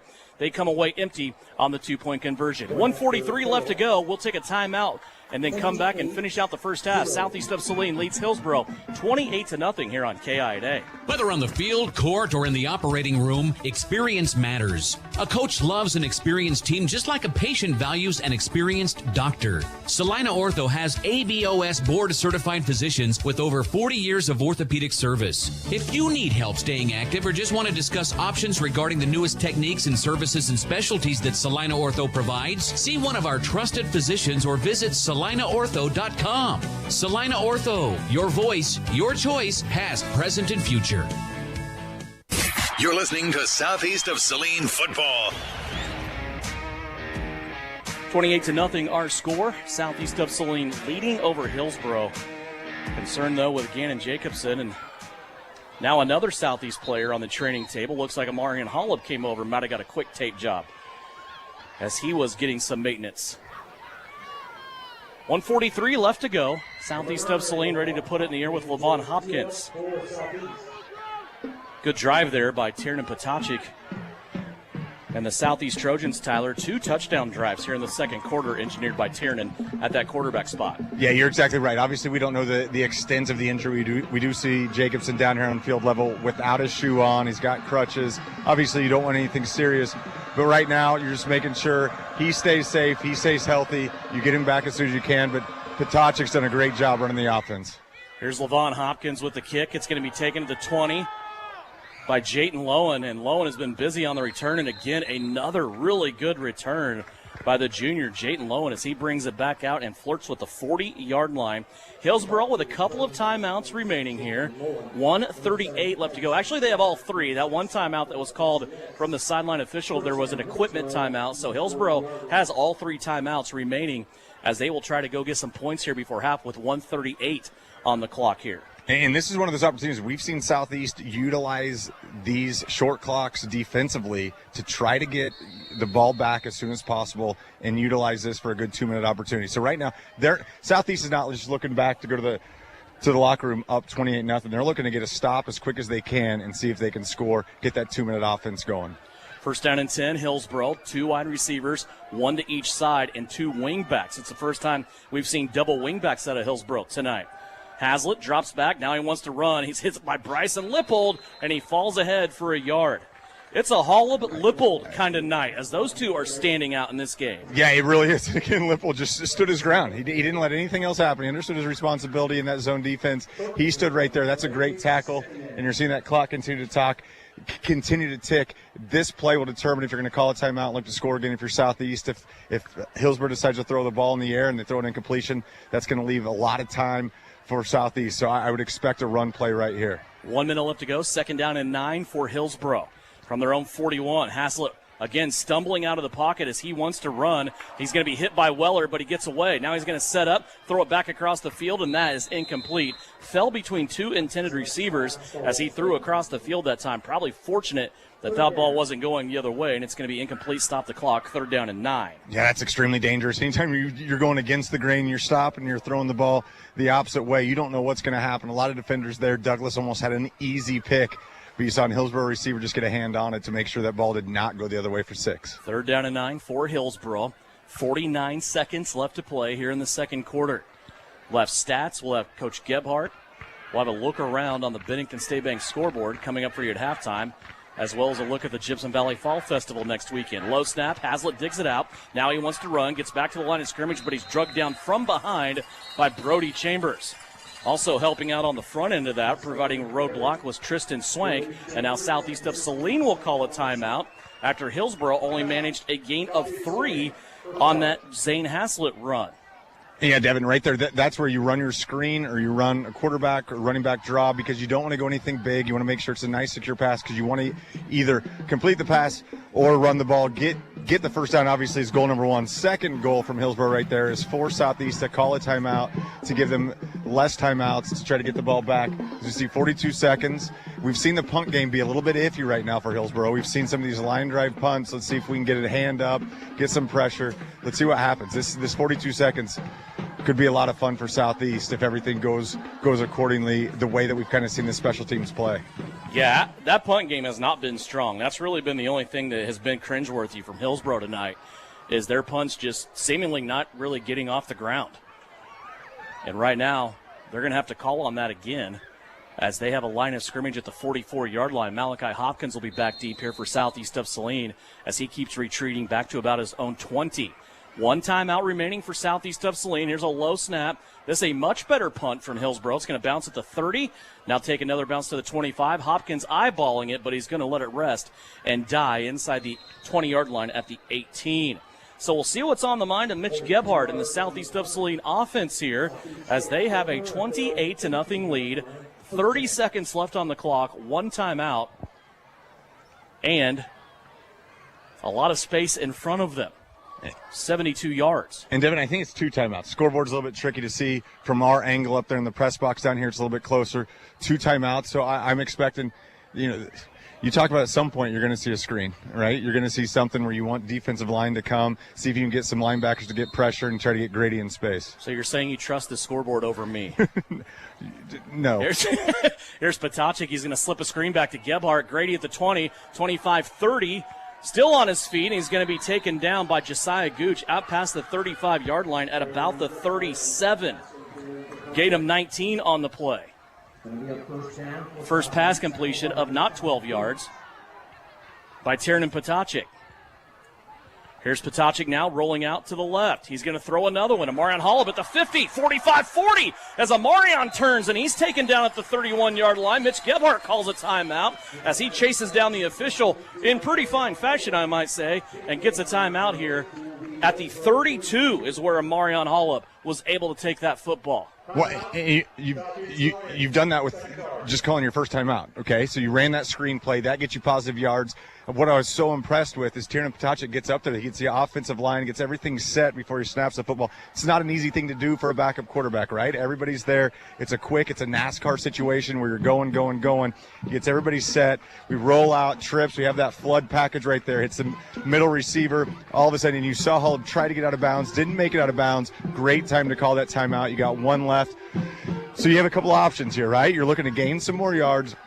So now you can get the ball and you can do it. You get a couple more yards, you can call a timeout, get yourself set up, and then you have the playbook wide open from inside the 20. Your goal is to get inside the 20 right here just so you can open everything up if you're Southeast. That last play to Amarion Hollop was of 31 yards. Amarion has 55 yards receiving tonight, has 6 yards rushing, also has a touchdown receiving, and Southeast of Saline has a first down and 10 at the Hillsboro 32-yard line with 11.6 seconds left to go. Good job, Trojans here. And again, we're seeing that quads to the right, so you have that empty backfield. There's no running back there. You got Gebhardt split out. Let's see what happens. 5 total receivers. Tiernan back to pass. Now he's dancing around in the pocket, being chased. He's going to let it go to Adam Teal, and Teal catches it and ducks out of bounds at the 22-yard line.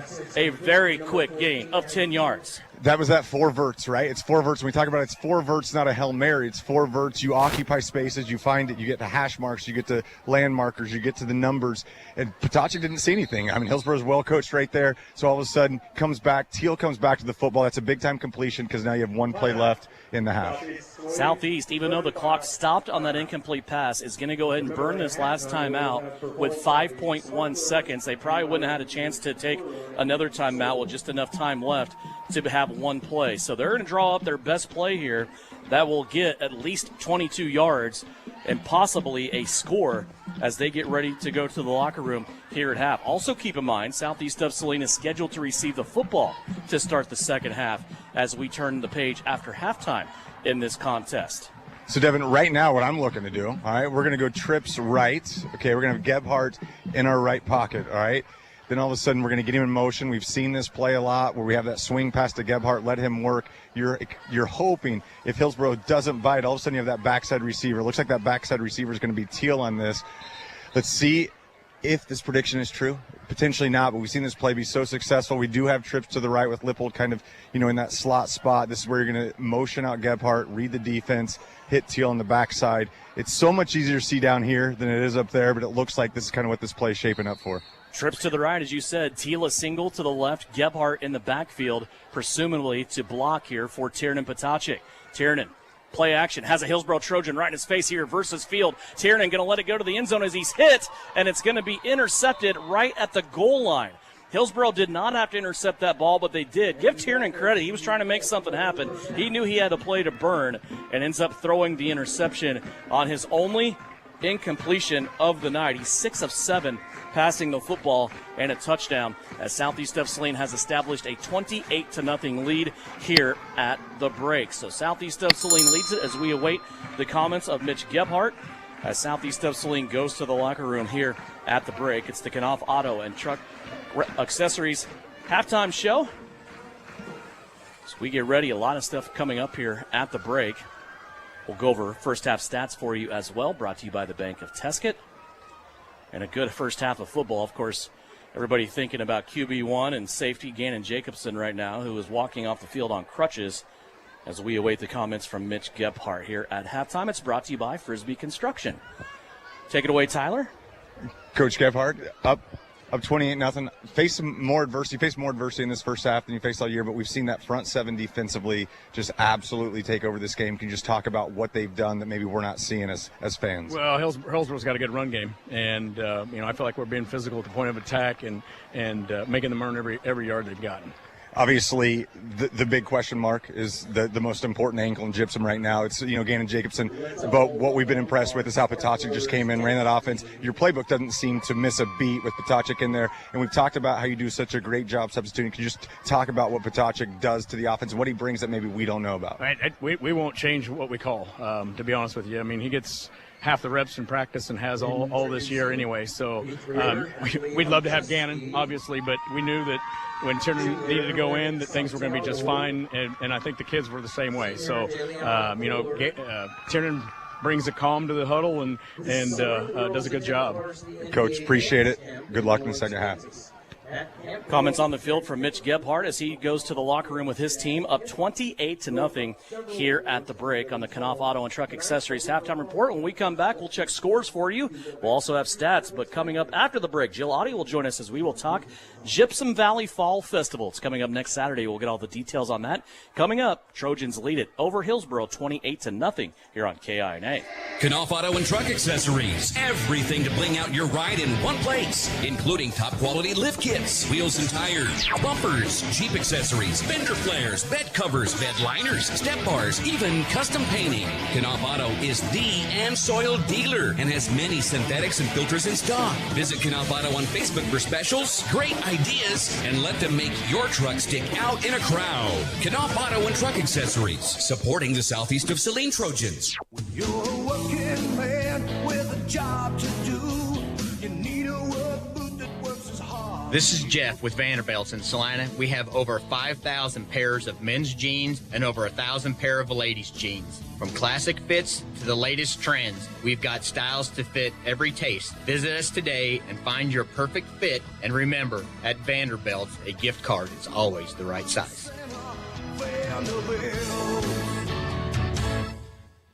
Southeast wins! Southeast of Saline wins! Trojan fans, it's not too late to get your 2024 state championship merch or to get custom gear to celebrate the 20th anniversary of the 2005 state championship team at Copyco. In addition to great SES gear that you can wear all year round, Copyco also offers custom printing so you can support any student athlete in any activity from football and basketball to choir and band. See them at 2346 Planet Avenue in Salina. When crop and weather conditions are just right, you need to bale as much as you can, as fast as you can, all while putting up the highest quality product possible. Case IH round balers have the reputation as the hardest working balers in the business to consistently build dense bales with square shoulders that don't sag. No matter the crop or field condition, bale more with Case IH round balers. With easier maintenance and serviceability, you'll spend more time where it counts. In the field, baling hay. Ready to build a better bale? Contact Can Equip in Solomon. This is the Trojan Halftime Report. Coming up, a first half recap, stats, interviews, and a look at other area games. Let's head back to the stadium for Trojan Halftime on KINA. Welcome back here into the break. Knopf Auto and Truck Accessories Halftime Report. We have a lot of stuff to go over. Right now, Southeast of Saline leading 28-0 as they put up 312 yards of total offense in the first half. We'll have more numbers for you coming up here at the break. Right now, our attention is going to be on the Gypsum Valley Fall Festival with what may be the busiest lady I know right now is Jill Hyde. Jill, I don't know how you do it. You're on the Board of Education. I saw you today as we were setting up for the SES Booster Bash tomorrow night. You're helping organize the Gypsum Valley Fall Festival next Saturday. First of all, thank you for doing all that. Let's look at the Gypsum Valley Fall Festival coming up next Saturday. It just feels like this festival has taken on kind of a life of its own, an identity of its own, and it's become one of the go-to festivals in central Kansas. Yes, that's the nice thing is people from surrounding communities are like, oh man, you guys do such a great job. So we do appreciate that, but we couldn't do it without our school. We have so many groups from the school, starting with FCCLA, doing the fun run in the morning, starts at 8 o'clock. We've got a trap team that does a fish fry for lunch. FFA, they do bingo at 3:30 every year. So many things that just go on every single year that people get used to. And this year we're focusing on carnival.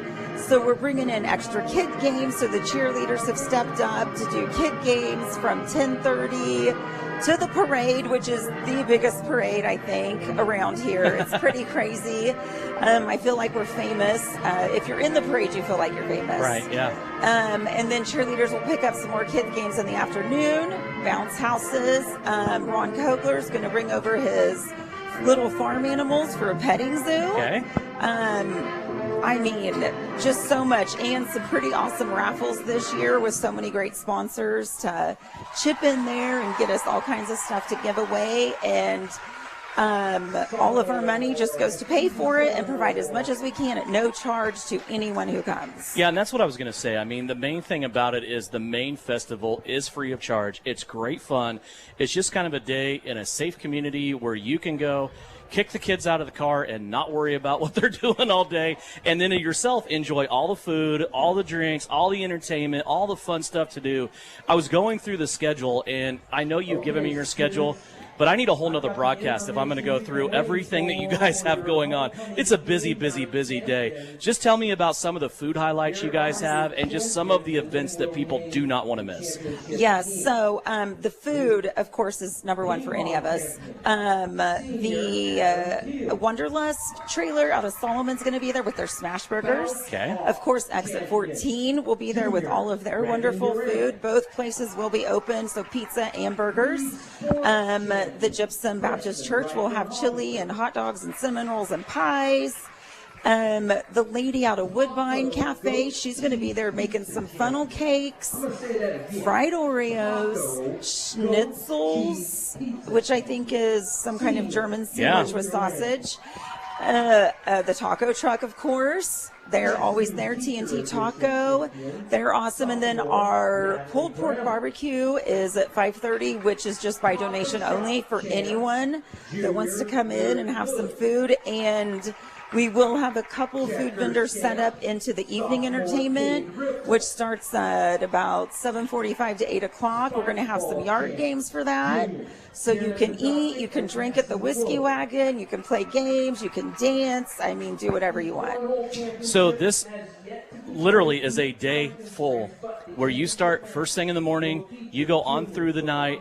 Just talk about some of the nighttime activities, because, I mean, here we are. It seems really kind of impossible to say, but the way the weather pattern has been over the last 3 years. Today's October the 10th. It was 85 degrees. Right. If we are fortunate enough to have that type of weather again next weekend, it might be about 7 o'clock before some people want to come out and hang out and have some nighttime activities. What's there to do in the evening? Yes. Okay, so in the evening, well, if you want to bring your kids out, 6:45 is a costume contest for the kids. Okay. And then the DJ's just going to start some music at 6:30 just to get the flow going. Salina's Selfie Station will be there from 8:30 to 10:30, so you got some fun there. We'll have the cornhole set up, and then the rope stand game, and then some yard pong. So very well done saying that. Yes. So Shannon Cathy's in charge of that stuff. So she's worked with the kitchen here to get us some big cans so people can set up their yard pong in the park and have some competition there. So but 7 a.m. breakfast with Temple Church ladies in the community room. So yes, it starts bright and early. Wow. And you know what? A lot of the people show up for breakfast are farmers before they go to the field. Yeah, absolutely. So anything for anyone. That's a great day. And if you want to kind of keep track of everything, maybe download a schedule on your phone so you have it, you can take it with you. Where do people go for more information and to keep the schedule and the timeline going?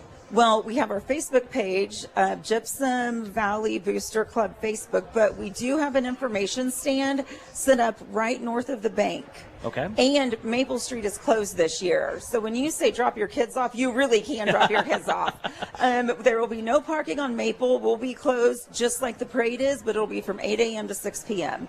All day will be closed, so people will have vendors on the streets, but our information booth is set up by the bank. We will have schedules and the raffles there to buy your tickets. But yeah, we'll be able to direct you in any way you need to go and find what you're looking for. Sounds like a great time. It's the Gyp Show, a carnival-themed fall festival in Gypsum. Coming up next Saturday, it's a full day of activities. Of course, all the details on Gypsum Valley Booster Club with Facebook. Gelati, thank you for joining us so much. We'll see you tomorrow, right? Okay, yes. Thank you. Right. Thank you very much. We'll be back with more information about Southeast of Saline's football team. It's 28-0 here at halftime. More information and stats coming up after this on KINA.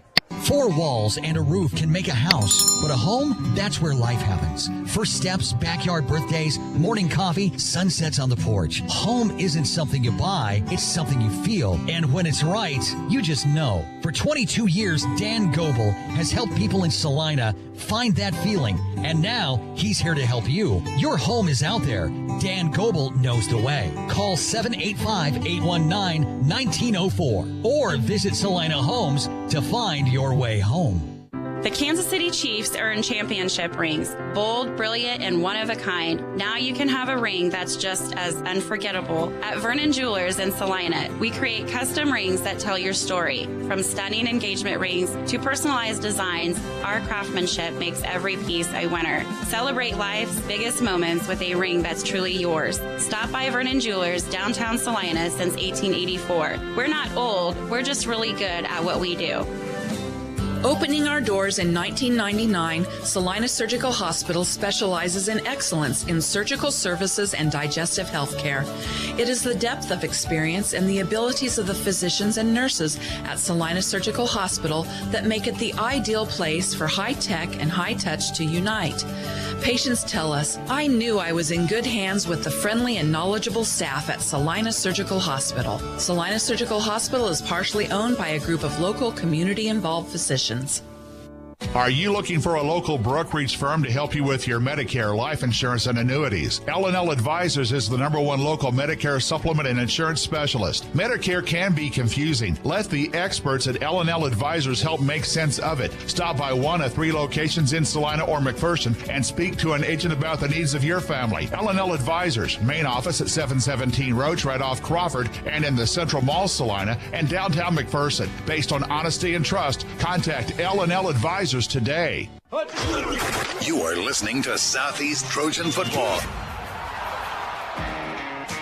Back here on the campus of Southeast of Saline, it is homecoming 2026, 2025. What year are we in, Tyler? Jeez. There's so much going on. I mean, this is really, people that don't know this area may just look out here and just be like, yeah, that's a school out there in the middle of the pasture. There are so many things going on. Of course, homecoming here tonight. It's been such a busy week with the parade Wednesday. You were able to engineer a pep rally today here at the stadium. And then, of course, we had the crowning of the king and queen. There's going to be more festivities. We have the SES Booster Bash going on tomorrow that supports Southeast of Saline schools. The Fall Festival next Saturday that we just talked to Jill about. It is a busy, busy place. And right now, Southeast of Saline folks sure loving their footballs. They're up 28-0 here at half. Let's check some of the numbers from the first half, brought to you by the Bank of Tesket. So far, Southeast of Saline in this game, 132 yards rushing. They're being led right now by Gannon Jacobson, who had 3 carries, 37 yards, and a touchdown.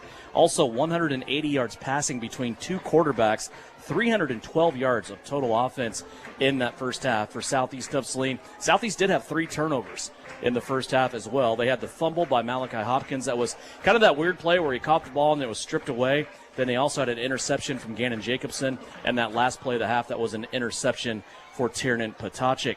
On the other side, though, it's a reflection, once again, of Southeast of Saline's stellar defense. Hillsboro has thrown the ball 12 times. They've only completed 1 of those for 8 yards. In the rushing game, this is a running team that came in averaging 220 yards a game, 63 yards in the first half. And again, not able to score. No points on the board, Tyler, and it's 28-0 Southeast of Saline here at half. Yeah, we've seen that this Hillsboro offense, they've had some penalties go in their favor. And we've seen them, flip the field, get themselves in some decent field position every once in a while. But every once in a while when they do that, it's that Southeast defense that just puts the clamps on. That front 7 that we alluded to, in the pregame, they're making things extremely difficult. And this Hillsboro offense, if they can get going, they're going to be tough. But here's the issue. You're down 28-0. You don't have the time just to pound, and run. All of a sudden, you got to go to that pass game. And we see Haslett, strong kid, good arm, does things, but 1 for 12. That's just – so we talked about the front 7. Now you're talking about that back 5 and that back 4. Like, you're just not getting a lot done against those DBs. Obviously, the elephant in the room, we're now playing without, I'm assuming in the second half you're not going to have Gannon Jacobson. And we talk about what he brings offensively, but he brings so many things defensively as well. Let's see what happens. We're going to see kind of a different kind of Southeast team in the second half. And, we're going to be saying a lot of different people's names more because I think, like Coach Gebhardt says, it's not only the quarterbacks that split reps.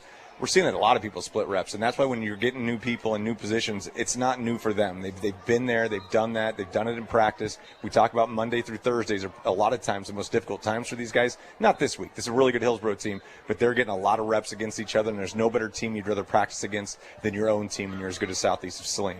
Some scores to update across the areas. We look at the Bennington State Bank scoreboard. Republic County right now leading Whitewater Remington 16-0. Republic County having a good year. They're off to one of their best starts in school history, looking to go 5-1 after tonight. Russell took their first loss of the season last week. They're trying to rebound, but right now they're dealing with a pesky Norton squad. They're tied up at the half. Russell and Norton 14 points apiece. Let's see. Also, trying to find some scores that are relevant to our area.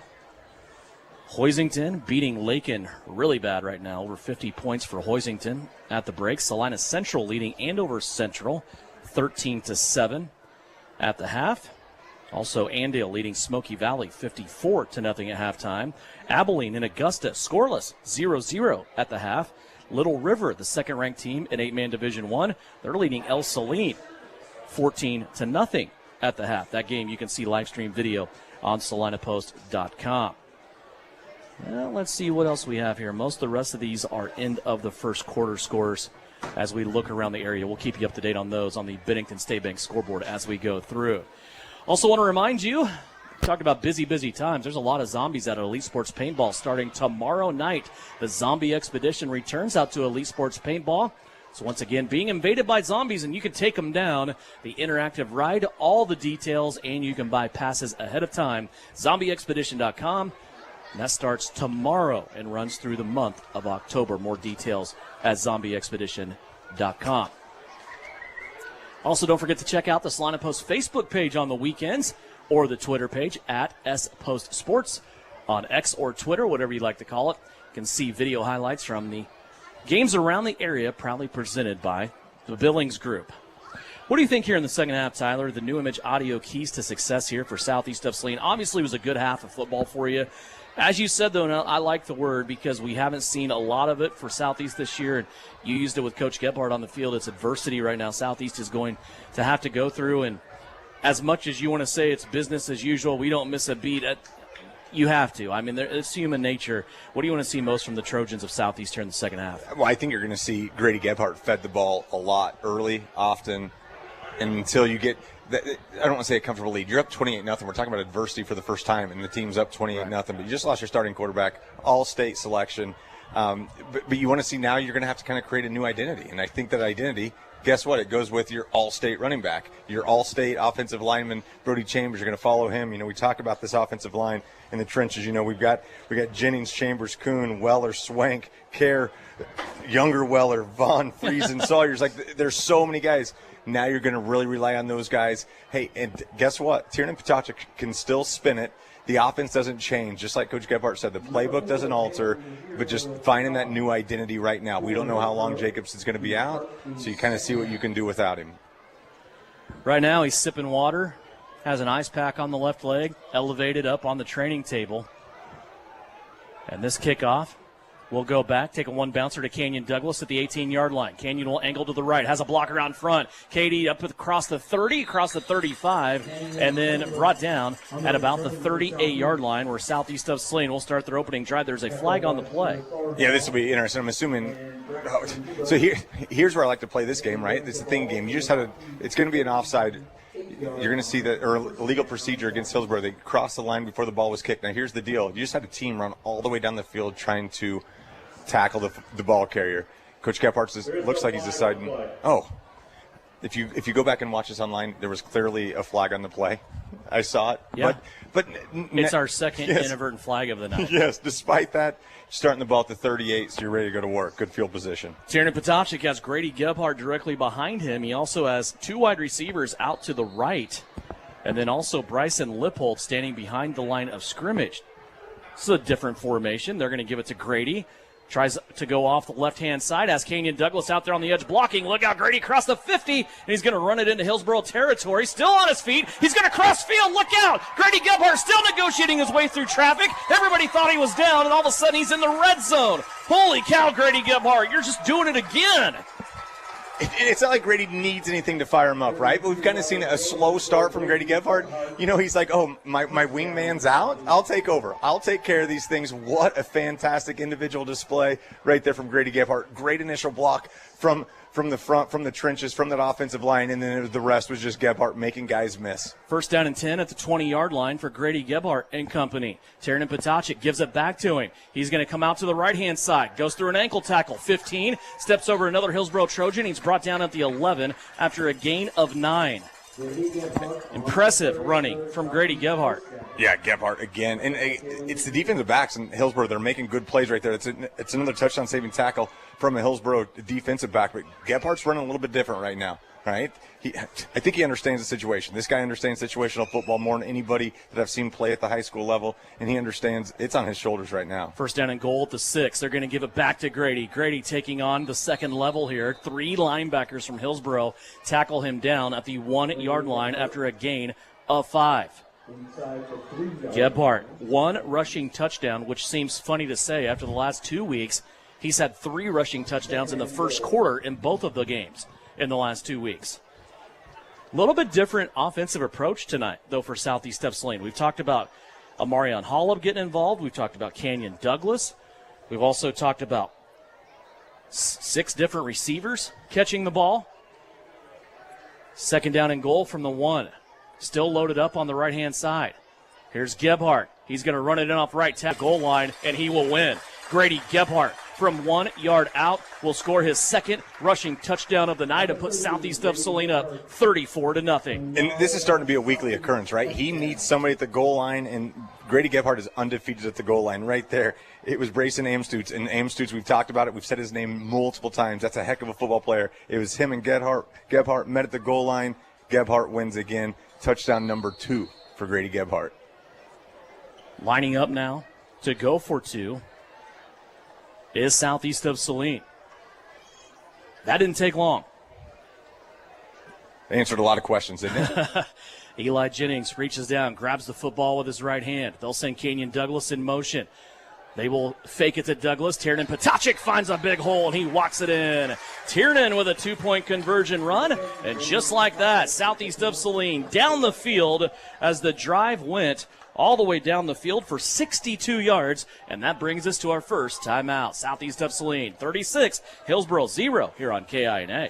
Sage is your go-to source for industrial strength cleaning products, ice melt, floor equipment, paper, asphalt, and just about everything in between. Whether you're a maintenance supervisor, a small business, or just wanting your home to look amazing, stop by 732 North 9th Street in Salina, where we will be happy to assist you. You can also visit us at sageselects.com or call us at 309-1919. Sage Products, the right call every time. You're listening to Southeast of Saline football. Welcome back here, Southeast of Saline. All the way down the field in quick fashion. They just put up another 8 points. Grady Gebhardt had 36 yards rushing before that drive. All of a sudden now he has 93. He had 57 yards on that drive. You're seeing a different energy from the Southeast team. I never want to say football games are easy and coaching's easy, but all of a sudden if you get another wrinkle and you get a new test in front of you, you attack that, and you're seeing Southeast do that with that first drive. 36-0 now, Southeast of Saline. Jayton Lowen picks up the kick at about the 20, looking for some space. He gets through a couple of tacklers and across the 30 at the 33. So Hillsboro will come out. They will take over there at their own 33-yard line. It's the first drive of the second half for Hillsboro, as they have seen their deficit grow since the last time they had the football, Southeast of Saline, with that opening second-half touchdown. And, Devin, it was Josh Watkins on that kickoff return. He didn't make the tackle, but, again, he sealed that edge. He made sure that the returner couldn't get to the outside, and then all of a sudden Southeast just came. I love to see big numbers. Anytime you have big numbers creating tackles on the kickoff return, it means that your big boys are hustling down there. From the 33, the offense for Hillsboro comes out onto the field. Zane Haslett, 1 of 12 passing the football in that first half of action. Here's the quarterback design run, a little bit of a read option, but it didn't look like Josiah Gooch sold that fake very well at all. He kind of hung Haslett out to dry there, and it's going to be a minimal gain. Maybe got a football over there for 1 yard. Yeah, you wonder right there if Gooch understands that the pressure's coming from that right side, so instead of coming across and giving that fake, he's just going to go and attack and try to give an extra blocker for Haslett, as it looked like he did right there. As you said, a minimal gain from Hillsboro. 1 yard moves him out to the 34-yard line. Second down and 9. 2 wide receivers deploy out to the left, 2 more to the right. Gooch still in the backfield. They fake it to him again. Haslett wants to throw. Has Trojans all around him, and he's going to be brought down by Kenyon Douglas on the quarterback sack. Vaughn and also Swank there to add some exclamation mark, but the heavy lifting done on that sack by KD. And such a tough play from KD. You saw it right there, Douglas. So he goes upfield. You know, we see this a lot, like if you're watching a lot of NFL games, you see those outside rushers go. They try to get the edge. He does that, but he plants that right foot and continues to – he kept containment, which is so difficult to do. It's easy to fly upfield, and all of a sudden you leave an open gap. I thought Haslett did a good job stepping up to the pocket. But you can't do that against Douglas. Douglas then reverses field, comes back. It's a big-time sack from Kenyon Douglas. Back to the 31. It's going to be 3rd down and 12. They lost 3 on that play. 3 wide receivers out to the left. Haslett wants to throw, looking to the left-hand sideline. He's going to float it out here. It's going to be caught low off the turf, and maybe a gain of 4. They do give him 4 yards, as Brayson Amstutz was able to haul that in low off the turf. Yeah, and again, it was Kenyon Douglas, just great situational football. He's not going to let anything get behind him. He understands where this ball's probably going to go. as he saw Amstutz come out in his way. Anytime you're running that zone, you see guys go into the inside. Somebody's probably coming to the outside to your zone. Douglas didn't try to make a play on the ball. He made a play on the ball carrier. Good tackle on Amstutz. Hillsboro is forced to punt. It's just the second pass completion by Hillsboro so far here in this game. And they're giving the look of punt formation. Malachi Hopkins back deep here for Southeast of Saline. Here's the punt. Low line drive, bounces at the 40, takes a Southeast of Saline bounce. It's going to find its way back to the 44 as it crawls back towards midfield, and that's where Southeast of Saline and this Trojan offense that made quick work of their first drive will come back out onto the field. Yeah, and we said it. We said that we were going to have to feed Grady early and often. It's exactly what Mitch Gebhardt did. Gave his son the rock, and Grady just did the rest. We saw an amazing run, and we saw the offensive line create huge holes as they got into the red zone. It's what you got to continue to do. We talked about wearing teams down. That's what the Southeast of Saline team can do with their offensive line, the amount of guys they're getting in and off the field. But the one constant back there, you feed number 30 the rock, good things are going to happen. It's another tight formation here for Southeast of Saline. Look, they have an extended heavy line on the right-hand side. They have taken James Friesen, for example, here on this drive, and they've moved him in on the right side of the right tackle, Garrett Kuhn. They have no wide receivers on the left, two wideouts, Holub and Hopkins on the right. I've not seen this formation this season out of Southeast of Saline. No, and we haven't seen a lot of tight end usage. We've seen that sniffer back quite a bit. You can maneuver Douglas, you can maneuver Lippold. They're so versatile. But now you're bringing another offensive lineman over to this right side. Potocik hands it off. Gebhardt. Here comes Grady back into the second level. Look out again. Here's just bugs that he's swatting at, and he falls over a Hillsboro Trojan that was grabbing at his ankles that was already on the ground, and he runs it out to the 38. I'm running out of adjectives and just color words to use for Grady Gebhardt's runs. Yeah, great run, but it was Friesen on that outside that you were talking about. Overloaded this side. Friesen gets that down block, make sure the defensive lineman can't come, climbs up to the inside linebacker. All of a sudden that can't happen, and then the rest is Gebhardt. 18 yards on that play. He's over 100 now, unofficially. Fake to Gebhardt. Potocik has it. He's following Lippold out to the left-hand side. Tiernan's got some space. He'll take on a DB and make it all the way to the 30-yard line. Gain of 8 for Tiernan Potocik. And what I love the most in that play, it's Potocik, it's Hebert. We've mentioned Hebert. Hopkins are having a great battle out there.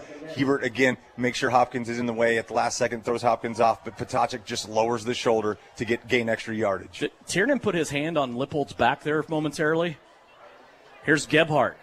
Bounces his way through the hole, sidesteps twice, 2 jump cuts in the middle of traffic, and he's going to make it down to about the 22-yard line on a gain of 8. Another first down for Southeast of Saline. And we continue to see so many just things that Gebhardt can do, right? Like that was like old Barry Sanders, just inside of he'll make you miss inside of a phone booth. I mean, right there, just 2 tacklers whiff him as you see jump cut, then runs through the last defender. Knocking on the door of the red zone, Caden Berrigan is a wide receiver out to the right-hand side by himself. They go back to Gebhardt. Grady sweeping to the right-hand side, cuts it back between 2 Hillsboro Trojans, moves his way inside the 20, and brought down there at the 19-yard line after a gain of 3.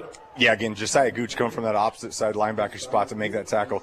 I mean, it's been fun to watch Gooch. It's always fun to watch these other teams. You see names. Gooch has been highlighted, by a couple of these different websites. Sports in Kansas had him last week.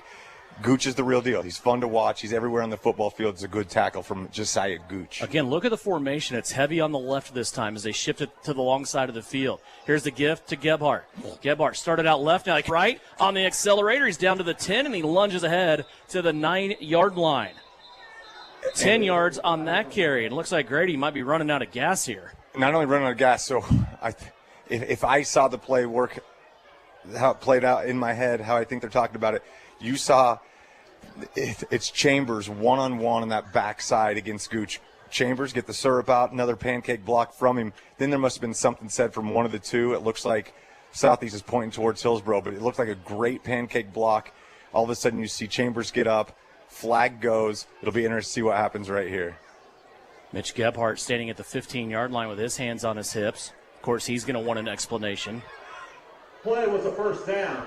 After the play was over with, unsportsmanlike conduct, offense, 75, a 15-yard penalty enforced from the end of the run. It'll be first down. Unsportsmanlike conduct can mean so many things. Without a doubt. And we don't see this a lot from Southeast. So it's not like it's not something they do. We don't see it from Chambers. I've actually officiated the Jamboree where I saw Chambers. Chambers' only thing that you would ever throw a flag on is he waits till the echo of the whistle. This kid plays snap to echo. You got to love to see that. You're all right with that. I heard this kid put people down and then help them up. So I'm assuming, but if you see that from an official, you throw the flag and, so be it. You're back to work. You got the first down. It's 1st and 10. Marion Holubas came in at running back for Grady Gebhardt. Taron Potacik with a hard count. He's going to get 5 yards of that right back on the penalty, I believe. Looks like Hillsboro jumped off sides across the line of scrimmage. And it will be. That's the 3rd time Southeast quarterbacks have been able to draw Hillsboro off sides tonight. And that's great discipline, right? You just had an unsportsmanlike penalty called on one of your offensive linemen. So what do? You put them in a tough situation. You go on 2. Your offensive line understands their roles and responsibilities. You get 5 yards free. Back into the red zone at the 19. Potacik rolling out to the left. He's going to let it fly to the end zone. Caden Berrigan on a juggling catch down the left-hand side. Give KB the touchdown as he scores for the 2nd time this season. Just a great play from Potacik as well. That flood play goes out this way, and all of a sudden Douglas understands that he's going to run into the sideline, so he breaks off, and he goes to the middle of the end zone. Talk about scramble drills where you have everything taken care of. The play was off script. The timing was off, but you saw a great touch on that pass from Potacik to KB, and then you saw a ball tip. All of a sudden wasn't secured. But holy moly, that's a fantastic finish from KB. And what a throw by Potacik, too. Rolling out, of course, he's a left-handed quarterback. He was going to the left, but he put that one up where Caden could go get it. Here's a sweep now. Marion Holub, he's looking for the pylon. He has a blocker out in front as Chambers and Weller pave the way for a Marion Holub. Another 2-point conversion for a Marion, and Southeast of Saline scores once again. Give him another 8 points. It's 44-0. Southeast of Saline, 5:08 left to go here in the 3rd quarter. Trojan football is presented by Bank of Tuscan. Frisbee Construction is a service organization for the commercial grain industry dedicated to giving you the best in planning, the best in quality, and the best of workmanship, and overall the best value for your dollar since 1949. Frisbee Construction specializes in new construction as well as remodel and repair of grain handling facilities throughout the Midwest. Frisbee Construction Company in Gypsum has emergency crews available as needed. For more information, go to frisbeeinc.com. You're listening to Trojan Football on KINA Sports. Welcome back here. Southeast of Saline football on KINA and SalinaPost.com, presented by the Bank of Tuscan. Also want to thank Kansas Bankers Technologies and Technical Consulting. Also, Dan Goebel, Salina Homes, Southeast of Saline's Education Foundation, Shelter Insurance Agent in Salina, it's Kelly Kitchener, Salina Ortho, Mary Maids, Stardust Trophies, and more in downtown Salina. LaVon Hopkins has his hand in the air as he is ready to kick it away to the Hillsboro Trojans. It'll angle off to the left. That's where Jayton Lowen's going to catch it once again at the 20. He'll make his way out to the 30, bounce off a couple of teammates and a couple of Southeast players, Lyric Lilly, also Tyson Keller, and it looked like Josh Watkins in there for Southeast. And those are 3 names that continue to do things in the special teams. And guess what? You're going to get a lot of opportunities with this offense, right? You're going to get to fly down there, make plays. Those are guys that are just relishing this opportunity, and they continue just to work. Good stuff on film. Hillsboro will start out here at the 33-yard line. They have not been in the red zone tonight. Flirted with the 30 at one point. The Southeast defense has been incredible against a very good Hillsboro offense. Here's a flag that will stop this play. Again, I keep have to go back to that here, Tyler. They have scored 74 points in their last 2 games, including a 54-32 victory over Ellsworth last Friday night. Yeah, an Ellsworth team that came into that game undefeated. It's normally been that Ellsworth Southeast Saline game that you kind of look forward to, and you just saw Hillsboro just throw them under the rug and just destroy them. And the Southeast defense. And again, we always say they're not getting enough credit, which means they probably are getting enough credit, since we're talking about them all the time. Without talking about them, but they're just flexing tonight. Absolutely doing a great job, just a brick wall against this Hillsboro offense. I love that. By us saying that we don't talk about them enough makes us talk about them even more. It's almost a husband mentality. It's that reverse psychology. Yeah, without a doubt. Here's a pitch out, Josiah Gooch, and Drew Weller is going to be there in a hurry. And then he was helped out by Josh Watkins. Also, Kenyon Douglas in there. But it was Weller, the first one to arrive and throw that play for a big loss all the way back to the 23-yard line. It's a loss of 5. Well, it doesn't matter who you have at defensive end because we've seen so many versatile defensive ends from Southeast just, with this roster. And right there, Weller did everything right. Make sure he squeezed down, then got upfield, recognized the pitch, kept that relationship, and just destroyed the ball carrier. If there's ever a Southeast of Saline football team without a Weller, I don't want to be here. Yeah, they're fun. Oh, man. Second down and long now for Hillsboro. It's 2nd and 20 from their own 23. Hazlett's going to play it out, and a stick out there on the outside.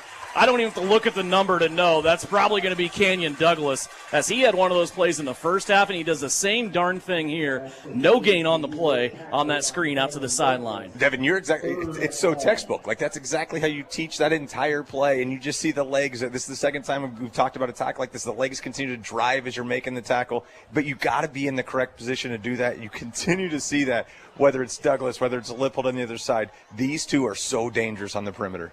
3rd down and 20.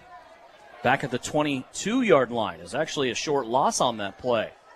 2 wide receivers, actually 3 make it on the left-hand side for Hillsboro. Hazlett looking right. Now he wants to come back. There's a receiver.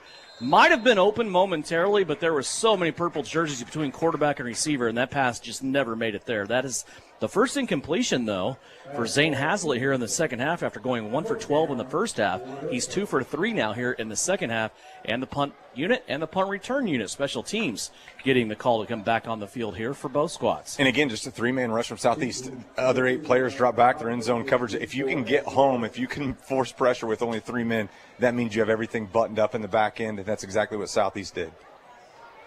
Punt formation again here for Hillsboro. 3:27 left to go in the third quarter. Token heat. Good protection, though, by Hillsboro. Ball's going to bounce the 50 and then take a little left turn here, and it's going to die down at the 45-yard line. So Southeast of Salina will come out for their third drive of the second half, where they are currently 2 for 2. Yeah, and we've seen the offense is just, it's been a lot of run in the second half, which is perfectly fine, right? This team can kill you in a multitude of ways. The defense is doing it. We've seen the pass game work.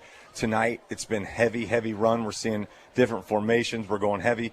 You can go heavy with offensive linemen when you have this many fresh offensive linemen. You continue to see that rotation. The most impressive thing is everybody seems to know their role, even with a different look offense in the second half. If you love defense at the end of the third quarter, Abilene leads Augusta 3-0 from the Bennington State Bank scoreboard. First down and 10. Douglas is the motion man. They give it to Gebhardt. Little bobble there on the exchange from Tiernan Potocik. Actually, that's Amarion Hollub.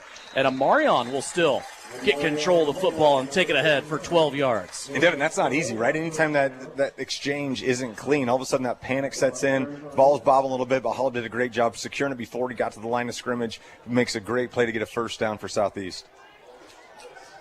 Looks like Gannon Jacobson has a new accessory. It looks like he now has a walking boot on that left leg. Still on the crutches. The plan of him sitting down did not go well. That lasted about 2 plays. And this probably gets him out of the dance tonight, which if I know Gannon the way I know Gannon, he's probably okay with that.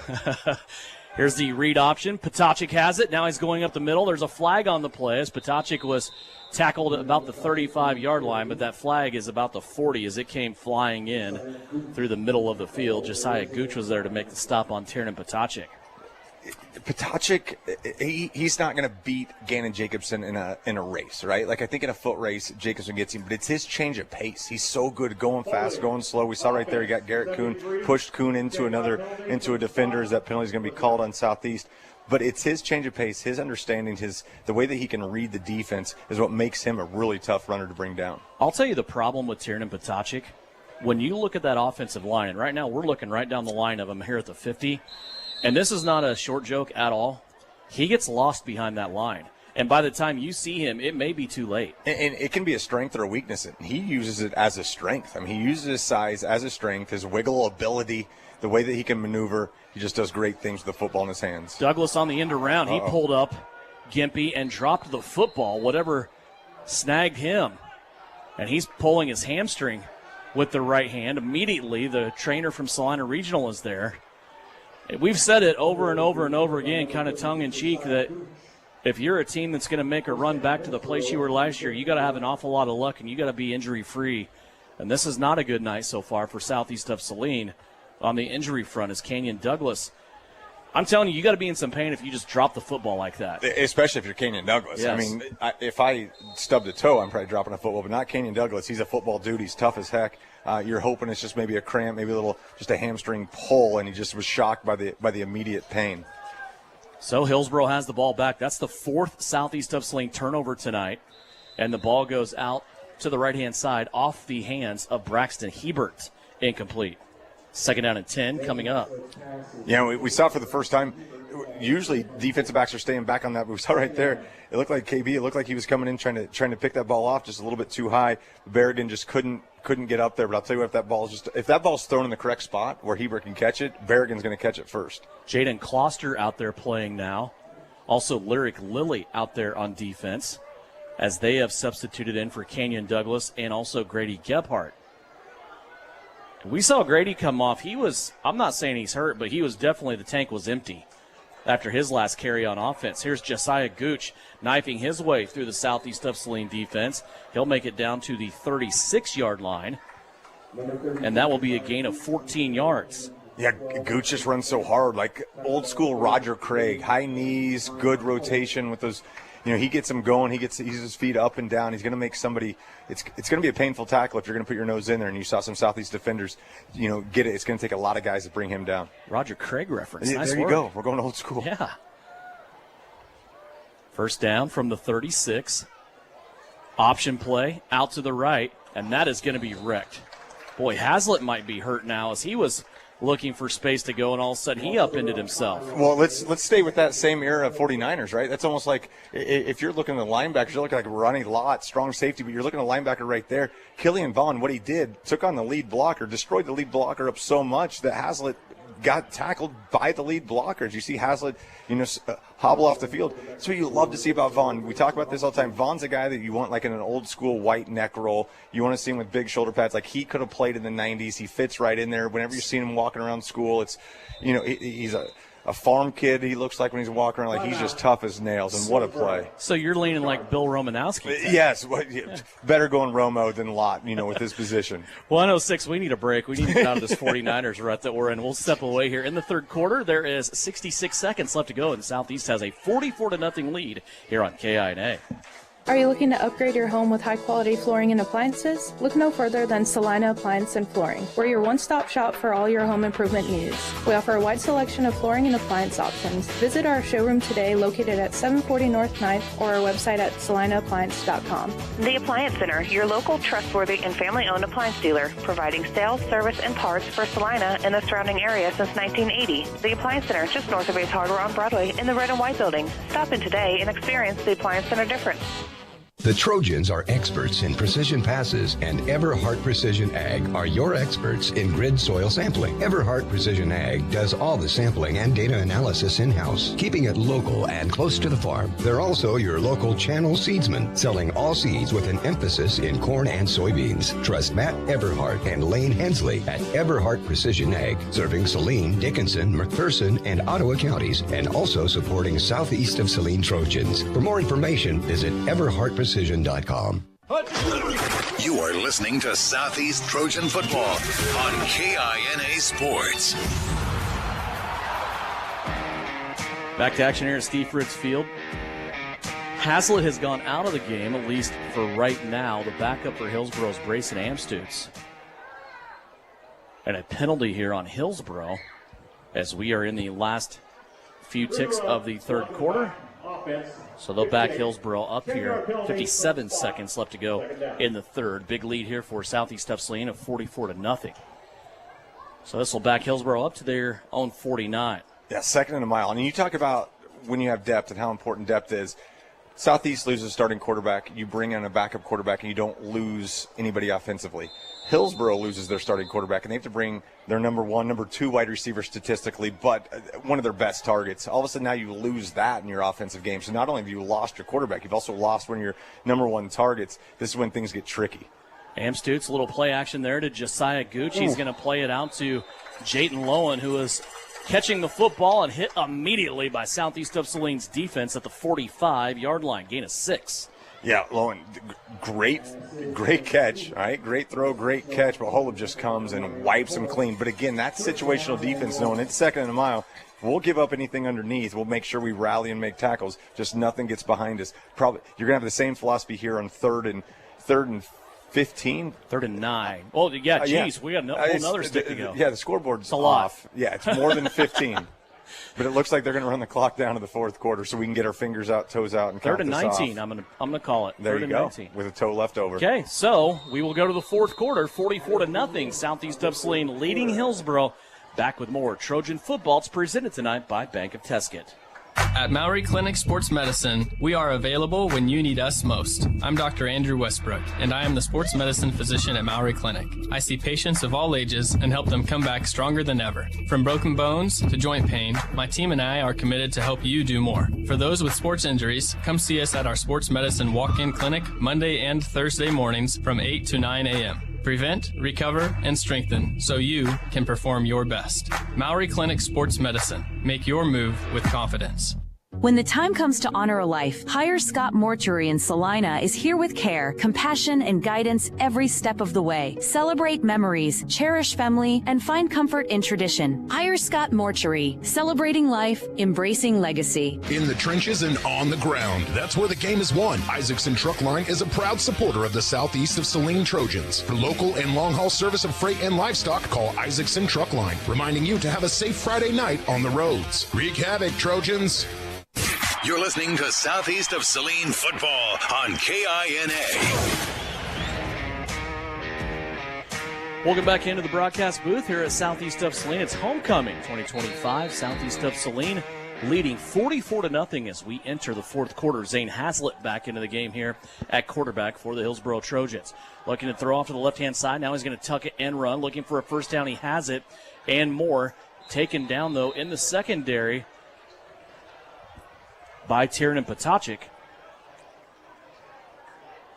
That'll bring up fourth down. Remember those sticks were there? Yes. And you did the hard math earlier. I really did. You did the hard math, and you didn't check your work. He's a yard short. 4th and 1 coming up after the 18-yard carry. Yeah, and we saw it was Vaughn just dove in, missed a tackle that would have prevented a huge gain right there. But Haslett, good to see him back, right? Like, we talk about injuries, we talk about staying healthy. This Hillsboro team can do some damage if they stay healthy. We've seen them put together spurts. It's difficult to judge a team against the number one team in the state, but we've seen that this Hillsboro team has some pieces to them. 2 wide receivers to each side for a 4th down and 1. It's going to be Haslett on the quarterback power. He's reaching out, trying to get that first down, and he will have it looks like. We're very, very close. We might be up against our second measurement of the night. This Hillsboro team, what they did is they had a little bit of a power shift as they got the first down last week by beating Ellsworth, because I think everybody, again, was kind of zoned in on that Southeast of Saline-Ellsworth matchup in Week 8. Both teams roll in at 7-0. But by beating Ellsworth now, they have raised their hand to maybe be the second-place team in the district. Yeah, and they're showing tonight. I mean, they're showing great things, and they did it last week, and you're seeing, they continue to fight. As you see a reception by Hebert on the outside. Yeah, Hebert spins his way down to the 19-yard line.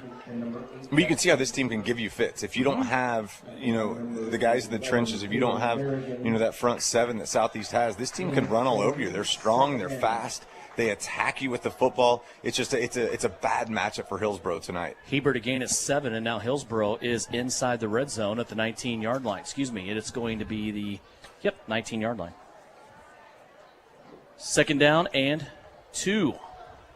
Here's Josiah Gooch running off to the right-hand side, has it at the 10, and then he is knocked out of bounds by a Marion Holla at about the 5-yard line. So we have freezing on the outside. Here's the deal.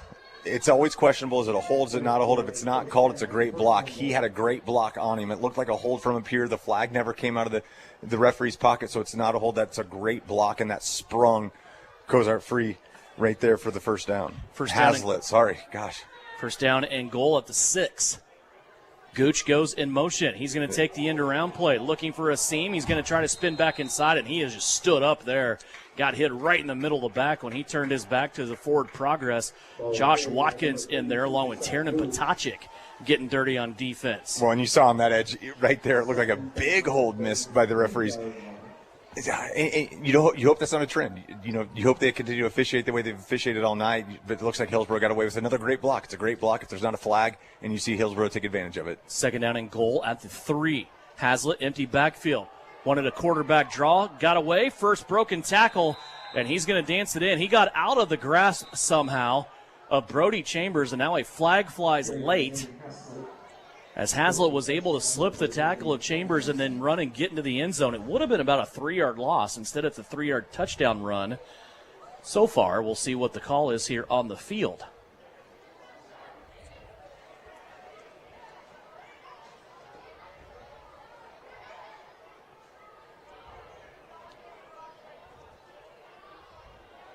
Trying to get everybody lined up, squared away, see where they're going to go from here.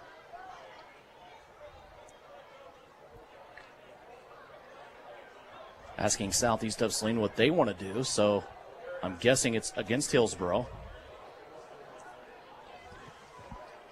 Points still have not gone on the board. I'm assuming the officials want to talk about that play, but Gebhardt wants to talk about the 2 missed holdings instead. And so there's just 2 different conversations going on right there. It's a touchdown. After the play was over, unsportsmanlike conduct, offense. That penalty will be enforced on the kickoff. We will have the try. So touchdown there by Zane Hazlitt of 3 yards, 16 carries, 46 yards on the night for Hazlitt. And now the extra point, 2-point conversion style. Hazlitt, empty backfield. Look to the right, comes back left, and it's going to be caught. Boy, what a catch out there on the outside for Talon Regier. He came in as the leading receiver on this squad, and that is his first catch of the night, and it's for a 2-point conversion. Our score, 44-8. Southeast of Saline leads Hillsboro. 9:50 left to go. As we step away, more Trojan football around the corner here on KINA. The recent storm could have done a real number on your roof, but how would you know? Is your home vulnerable to future damage? Call Bryson Flax at Ryan Roofing today. An in-person roof inspection is necessary to evaluate damage. Rely on Bryson to perform a free roof assessment. Inspect, assess, and resolve. Protect your home and make sure your insurance policy provides the coverage you deserve. Roofs, windows, siding, and gutters on your home or business. Call Bryson Flax at Ryan Roofing, always supporting the Southeast of Saline Trojans. You're listening to Trojan Football on KINA Sports.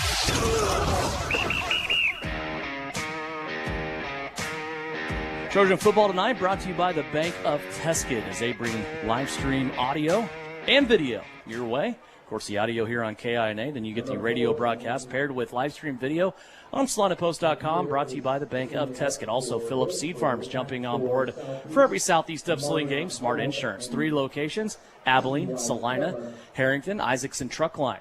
Salina Regional Orthopedic and Sports Medicine, along with Frisbee Construction, Copyco, and APAC Shears. Devin Haney, Tyler Smith, Chris Cadle producing and engineering. Want to remind you of the high school football scoreboard show coming up tonight from 10 until 11 o'clock. Scores and game wraps from across the state of Kansas. Here's the kickoff. This is going to be by Regier this time on the kickoff. And a interesting return. I think it's about all I can say there by Casson Clover. I don't know if he was looking to pitch that and nobody was home or what, but eventually he tucked it away and decided to run it himself. Well, usually your rule of thumb is any ball over your head, you don't want to retreat back and catch that ball because you know you have guys behind you that can come up. But Clover just took a couple steps back, makes the catch, and is looking, what do I do? Decides to catch the ball, turn the ball. Not horrible field position start, defensively from Hillsboro, considering they were kicking that ball 15 yards back after the unsportsmanlike after the touchdown, or after the 2-point conversion. Grady Gebhardt is going to come back into the game. He will take up residency in the backfield along with Tiernan Potacek. Amarion Hall about there, Malachi Hopkins, Adam Teal split wide to the right, and then that heavy set offensive line with an extra blocker with Bryson Lippold right now. Hall of the motion man. They're going to give it to Gebhardt straight up the gut, looking for some space. Not much there, but Grady will manage to get 2 yards on the play. There's something that I think Grady enjoys about this, right? Like, of course, Grady loves breaking into the open field, making guys miss, do this, but I think he likes the nastiness. He likes the contact. You talk about always having a dirty uniform on a turf field. That uniform doesn't look clean. No. You know, I mean, he just gets dirty. He loves football. That's a good run for positive yardage. Out to the 48-yard line. Potacek now. He will keep it as he hammers ahead across the 50 and makes it to the Hillsboro 45-yard line. That was a really good carry. That time by Tiernan Potacek. We talk about his size, but, man, when he gets inside in traffic, he's a problem. He is. And when you see him, he looks small out there. You stand up next to him, he's put together. I mean, Potacek's matured a lot over the last year. Just his physical maturation, his hard work in the weight room. That's a guy that doesn't miss a weight room day either, and you're starting to see it pay off. 3rd down and 1. Here's the give to LaVon Hopkins. And here's LaVon out taking on would-be tacklers down to the 31-yard line. LaVon Hopkins out in the open space and able to break off 14. Great job from Hopkins, but an absolute hammer of a block from Chambers to spring that free. And you saw immediately after the pancake block, Chambers' hand goes down to help the defensive lineman that he just pummeled to help him up. I mean, that's what springs everything free. It's the nastiness of this Southeast of Salina offensive line. I got to be honest with you. One of my favorite times of a Friday night is when you have a 40-plus point lead, and then you get to watch LaVon Hopkins just come in and finish it. Like, he's the ultimate closer, right? Without it, you're 100% because physically there's not much different between him and Gebhardt, and he runs the heck out of the football. Southeast snaps it with 1 second left on the play clock. Hopkins going to stretch it out, and he's going to make it to the 9. And I think that's what's awesome about LaVon. We talk about him inside and his power, the way he's built. He just stretched the play out to the outside and got 9. Yeah, and when you talk about his success, it's also because that offensive line, because you're rotating people all the time, you're not necessarily sat with a 2nd or 3rd string offensive line. You've just got, we saw that Chambers had a huge block to spring him on that last play. You're still seeing Chambers in the game because he's still fresh because of the amount of times he's come off. You're seeing a lot of starters still out there, and you're just continuing to give them the reps that they need. Southeast just trying to shorten this game. They're using all the time they can off the clock as they watch the play clock go down inside 10, probably go down inside 5. They snap it with 6 on the clock, and now a flag is going to fly by the sideline official here on the near side. And they will take Southeast back 5 yards. On our second encroachment penalty on the offense. They called this one on a receiver, Malachi Hopkins here on the outside. I'm guessing his encroachment is he's lining up offsides. Yeah, which you hate to see because his job is to look at the side official and make sure they're all on the same page and doing the right thing. This is one of those things. This is a Southeast team that is so used to playing fast. They're going to get up, they're going to go now trying to bleed a little bit clock. You just have to make sure you're more structured and you're well sound in your offensive positioning to make sure you're not jumping, you're not false starting, you're not doing those things. Now we have an official's timeout for injury. There's a Hillsboro player walking off the sideline on the far side. That's Preston D'Albini. He's going to be replaced here by Hudson Rogers. Southeast of Saline racks it up, gets ready to go here on a 2nd down and 6. High snap, Potacek has it. Little screen play out here to Hollup. He's at the 25 and stumbles over a Hillsboro player, makes his way to the 20-yard line on a gain of 8. And here's what I love. So the penalty was called on the play before that, and we saw what the motion was going to be. We saw that was the play call.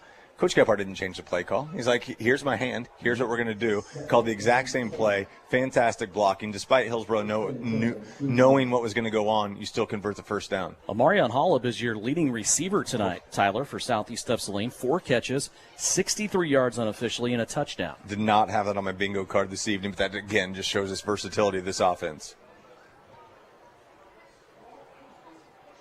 Tiernan will take the play clock down to 5. End around, Hollup following Hopkins. It looked like he went to cut back. He planted that inside foot and just kind of crumpled down to about the 17-yard line. Yeah, Aaron Hine. A gain Hine. of 2. And it was Hine on that side that did a good job just taking away that edge. He made sure that Hull had to turn inside, lost his footing. Give Hine a lot of credit for that tackle. 2nd down and 8 after the gain of 2. The clock just being melted down here. 6 minutes left to go in this one. Southeast of Saline leading 14-8. 44-8. Jeez. Looked at the scoreboard. There's no points for Hillsboro. That threw me off. 44-8.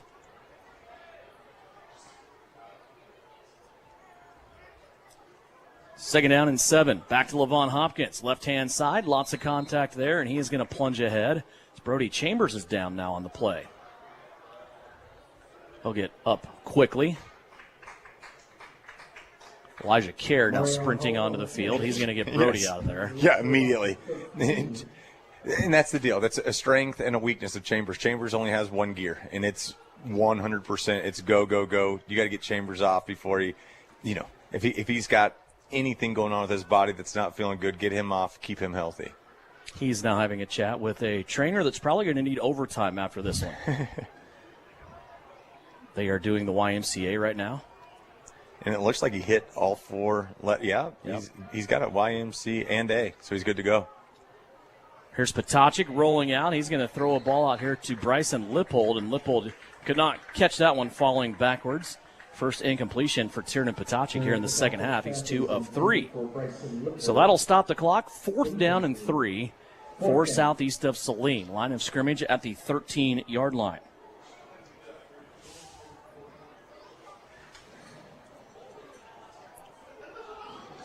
Potacik with 3 wide receivers on the right-hand side. Empty on the left. He's going to stop now, check to the sideline. Levon Hopkins directly behind him for 4th and 3. Get to the 10 to safely move the chains. Hopkins now will shift to the left. Potacik fakes it to Levon. He's going to go straight ahead. He's going to have the first down. Tiernan Potacik with a first down for southeast of Saline as he takes it all the way to the 7-yard line on a gain of 6. Yeah, again, it's that read, and Potacik reads it so gosh darn well. Just did a good job just putting that ball in that mesh point. All of a sudden keeps it out. That's a big conversion just to keep the wheels going for southeast of Saline. The score's out of hand. The game's essentially over, but you want to make sure you're continuing to end this thing on a positive note, and that's a great job from the junior quarterback, Tiernan Potacik. Southeast just trying to keep the clock running here and get out of this one. 2 wide receivers on the left. I'm guessing they'll go back to Levon. They will. Levon Hopkins, left-hand side, gets inside the 5, takes on a couple of Hillsboro players, and he's going to be down at the 1. Another 6-yard carry for Levon Hopkins as he's flirting with 30 yards of rushing now tonight.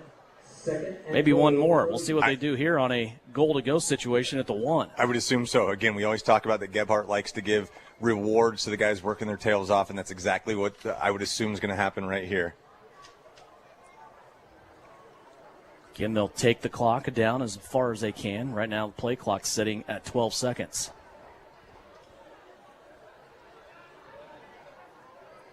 Tiernan ready to go. Jennings will give him the snap. Turn, give to Levon Hopkins, and he is piled up over there on the right-hand side. Good standing there by the Hillsboro defense as they hold Hopkins out of the end zone. Levon Hopkins on the carry. So no gain on the play there for Levon. And it's 3rd down and goal from the 1.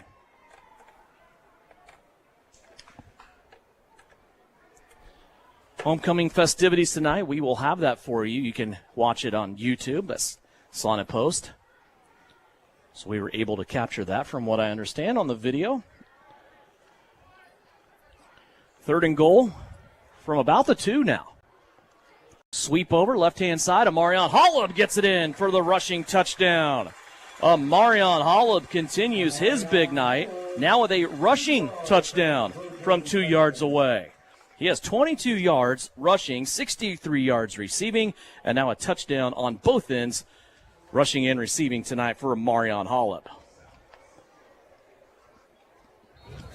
And another touchdown for southeast of Saline. Southeast lining up here. They're going to go for 2.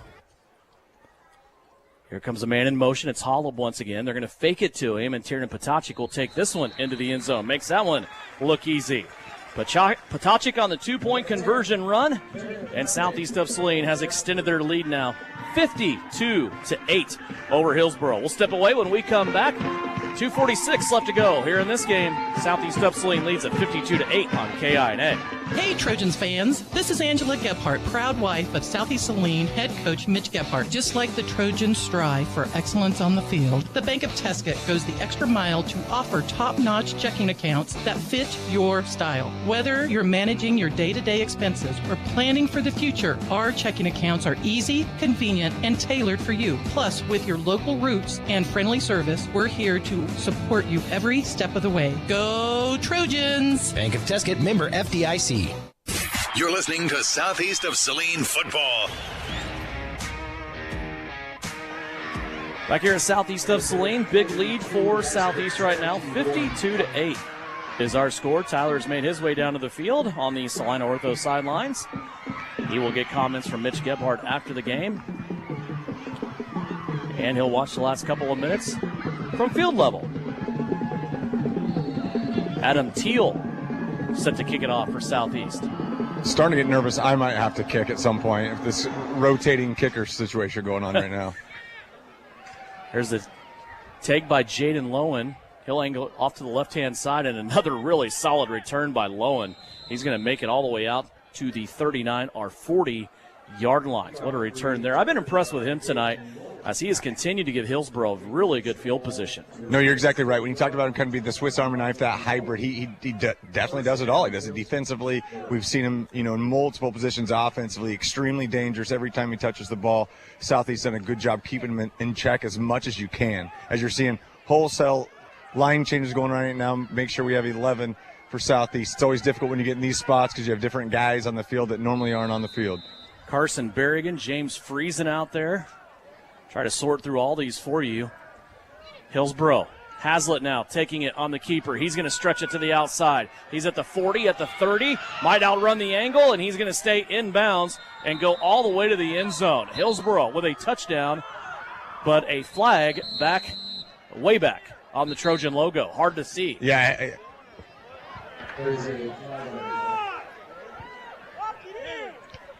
Hold it. Offense, number 3, 10 yards from the spot, still for a count. So a spot foul here for Hillsboro. The touchdown will not count as they will retreat and go back the other way.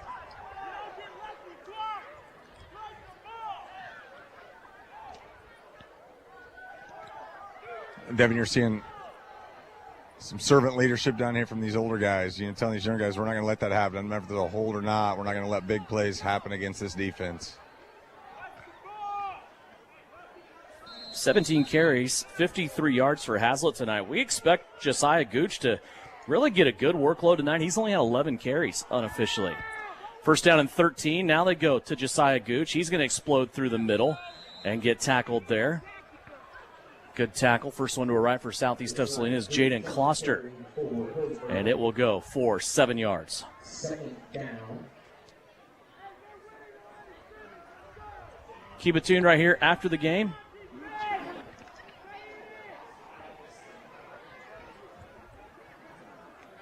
Get comments from Mitch Gebhardt. Also, stats. Vernon Jewelers Gym of the game. Here's Hazlitt. Pass out. It's going to be caught. And Hillsboro's getting out of a tackle, and they're going to take it to the 30-yard line. Nice play that time in the passing game.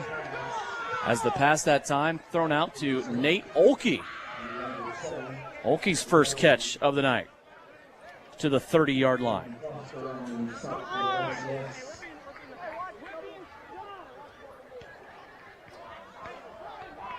About 25 yards on that play.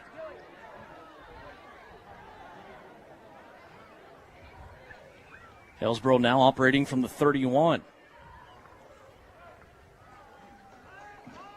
Here's a screen play out left-hand side. This one to Lowen, and he's going to take it to the 25. Pass is complete, gain of about 6, tackled by Elijah Kerr. So, Hillsboro still working it down the field here. Out of 8 yards to Jayden Lowen, his second catch of the night. And now Southeast of Saline will call a timeout. We'll quickly step away, take a 30-second timeout. So just 70 seconds left to go in this one. Hillsboro trailing Southeast of Saline. They're driving here to end the game on KINA. Insurance is something we all need in our business, home, car, and life. But do you really understand what's covered? And most importantly, what you are paying for? Hi, this is Rob Carlson in the Salina office of Smart Insurance. Change is good, especially if you haven't looked at your insurance policy lately. I can help you understand what you need and where the gaps are in your coverage. We provide free quotes and take pride in looking out for you. Smart Insurance, with locations in Salina, Abilene, and Harrington. Give us a call today. You are listening to Southeast Trojan Football on KINA Sports. About 70 seconds left in this one. 52-8, Southeast of Saline. Boy, a big win here over what I think, Tyler, is a good Hillsboro team, but just it doesn't feel good, does it? No, it doesn't. Anytime you lose your starting quarterback, and we've had there's been some adversity that just hasn't ended the way we've seen other Southeast games end. Going to the end zone, nearly picked off. A good read on that play by Burton Brooks. We saw him come in against Lions and play some really good offense and defense last week on the road at Lions. That one's going to go incomplete, and it's going to be 3rd down and 3 for Hillsboro. A good throw, better defense by Burton Brooks. Well, it's Burton Brooks' size, right? Just a freshman, but his size, his ability to move, the way he moved back on the football, then came up, made a play on the football. That's just a good play from the freshman. 3rd down and 3 for Hillsboro. 3 wide receivers off to the right. Haslett wants to run. He's going to tuck it away, and then he's going to crumble down after getting the first down at about the 22-yard line. Maybe he didn't get it. He slid short. He only got 2 yards. Thought he went past that, but he did not, and now it's going to be a 4th and 1. Haslett now with 3 wide receivers off to the right-hand side. He's going to turn. Throw it back. Nope. Keep it on the run, and he's going to go to the right-hand side again. Left-hand side again. Football comes loose, and Southeast of Saline trying to pile on it, but Haslett still has it, and it's going to be brought down at the 12. First down and 10 here for Hillsboro from the 12.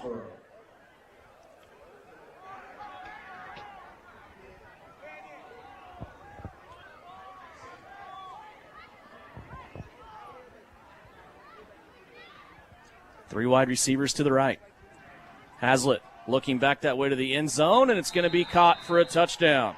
Zane Haslett put one on his receiver that time, and it's going to be his leading receiver, Talon Regier, coming into this game. That is only his first official catch, and it goes up 12 yards.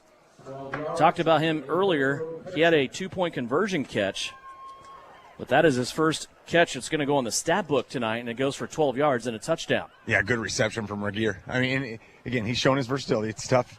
It's tough sledding against these DBs, this first-team DB unit of Southeast. He's starting to see it against some younger guys. Teal just got beat right there, but a good reception from Regier. 52-14. Here's the end around. Josiah Gooch looking for a 2-point conversion. He's going to be piled up, but he keeps fighting, and he will get in. So 52-16 with 11 seconds left to go here in this game. We will take one final break. We'll be back to round it out for you. Big Southeast lead. Less than 12 seconds left to go here on KINA. It's 3rd down and 8 for the Trojans. They really need to make the right call here. During the football game, it's crucial to make the right call. And in real estate, one call can bring a positive outcome from your real estate experience. Whether you're looking for real property, upsizing to make room for the family, downsizing, or acquiring investment property, call Winnell Garrettson at SalinaHomes.com. What a call! Touchdown, Trojans! Buy or sell, call Winnell. You're listening to Trojan Football on KINA Sports. Back here, Southeast of Saline. Looks like they're going to keep that winning streak going. 52-16 our score here. Less than 12 seconds left when we look around the area. Some other scores going on. El Saline comes from behind. They were down by 2 touchdowns. They come from behind. The El Saline Cardinals knock off the second-ranked team in the Class 8-man Division II, Little River, 22-20 tonight. El Saline with a big one. You can go back and watch that one. Tyler Henry had the call on Salina Post video. Also, Abilene ends up winning that defensive slugfest 3-0 over Augusta tonight. So a couple of interesting scores with area schools there. Yeah, that's really interesting. We saw that Abilene offense against Southeast during the Jamboree. That offense can do a lot. That says a lot for Augusta's defense. But again, it's all about winning the games. It's a big win for Abilene. Here's the kick. After the second Hillsboro touchdown, Southeast will field it. Turner Patachi will take it and take a knee. And now Tiernan will probably do the same thing here on offense. We'll see what the approach is here for Southeast with 10.4 seconds left before we end this one. More scores coming your way. How about Sacred Heart? The Knights now have won another game as they've won their fourth in a row. They throttled Bennington tonight, 44-8. So Sacred Heart now 4-2 on the season after starting 0-2. That game has video archived on Salina Post on YouTube. Final snap of this game, and the knee taken here, and Southeast of Saline is going to win it. 52-16, our final score. Southeast of Saline wins it on homecoming, and the Trojans of Southeast of Saline move their record to 6-0. Southeast of Saline with a big victory over Hillsboro. When we come back on the Commercial Tires postgame report, we'll have comments from Mitch Gebhardt. We'll also have stats for you and a final check of your Bennington State Bank scoreboard. It's all coming up after a Trojan victory, 52-16, right here on KINA. Insurance is something we all need in our business, home, car, and life. But do you really understand what's covered? And most importantly, what you are paying for? Hi, this is Rob Carlson in the Salina office of Smart Insurance. Change is good, especially if you haven't looked at your insurance policy lately. I can help you understand what you need and where the gaps are in your coverage. We provide free quotes and take pride in looking out for you. Smart Insurance, with locations in Salina, Abilene, and Harrington. Give us a call today. Mary Maids in Salina offers house cleaning services you can see and feel. Your home is more than just a house. It's where memories are made and moments are cherished. Though life can be complicated, house cleaning shouldn't be. Mary Maids strives to take the stress out of your day so you can live your life your way. With more than 40 years experience and an advanced time-tested cleaning process, they can help you reclaim time with your loved ones. Find Mary Maids on Facebook or check out their website at marymaids.com. The recent storm could have done a real number on your roof, but how would you know? Is your home vulnerable to future damage? Call Bryson Flax at Ryan Roofing today. An in-person roof inspection is necessary to evaluate damage. Rely on Bryson to perform a free roof assessment. Inspect, assess, and resolve. Protect your home and make sure your insurance policy provides the coverage you deserve. Roofs, windows, siding, and gutters on your home or business. Call Bryson Flax at Ryan Roofing, always supporting the Southeast of Saline Trojans. Visit Suburban Appliance Center to see the Whirlpool washer with 2 ways to wash. This is the 2-in-1 removable agitator. This Whirlpool washer has flexible capacity. You can take the agitator out for bulky loads or keep it in for items of smaller loads. This opens up space in the wash tub and allows you to wash bulky items like comforters with no problems. Shop at Suburban Appliance Center and get twice the washer you have at home. Suburban Appliance Center. Quality service with every purchase. Located on South 9th next to Genesis Health Clubs. APAC Kansas Incorporated has been building the Heartland from the ground up for over a century. From the supply of aggregate materials, hot mix asphalt, and concrete to the construction of roads and bridges, we do it all. You've seen our trucks, and now we want to hire you. APAC in Salina is growing, and we are hiring for all positions. From truck drivers to mechanics, general laborers, and construction, APAC has your next career. For more details, visit the job links page at salinapost.com. Great pay and benefits, APAC is an equal opportunity employer.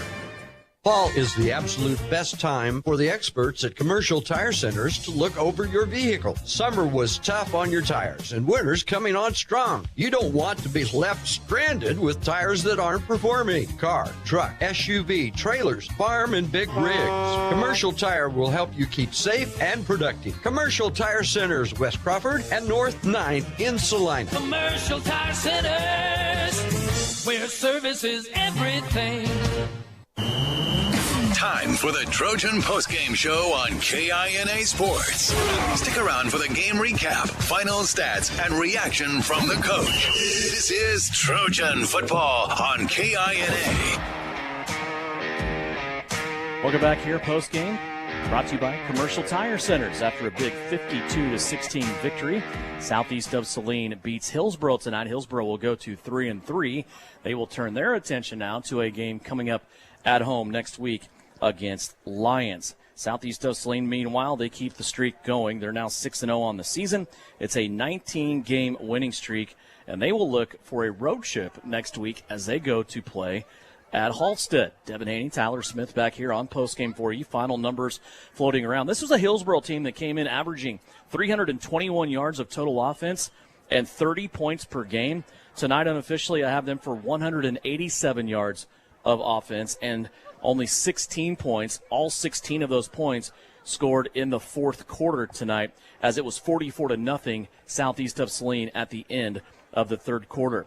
Meanwhile, Southeast of Saline tonight, their two quarterbacks combined for a 197 yards in the air. They also got 296 yards rushing. Southeast of Saline tonight, total offense unofficially 493 yards as they dominate a Hillsboro team with 4 turnovers. Despite those 4 turnovers, they still win. Let's go down on the field. Here's Tyler with Coach. Coach, we talk about going 1-0. You instill that in the kids. We heard it during the homecoming, festivities. They talk about that.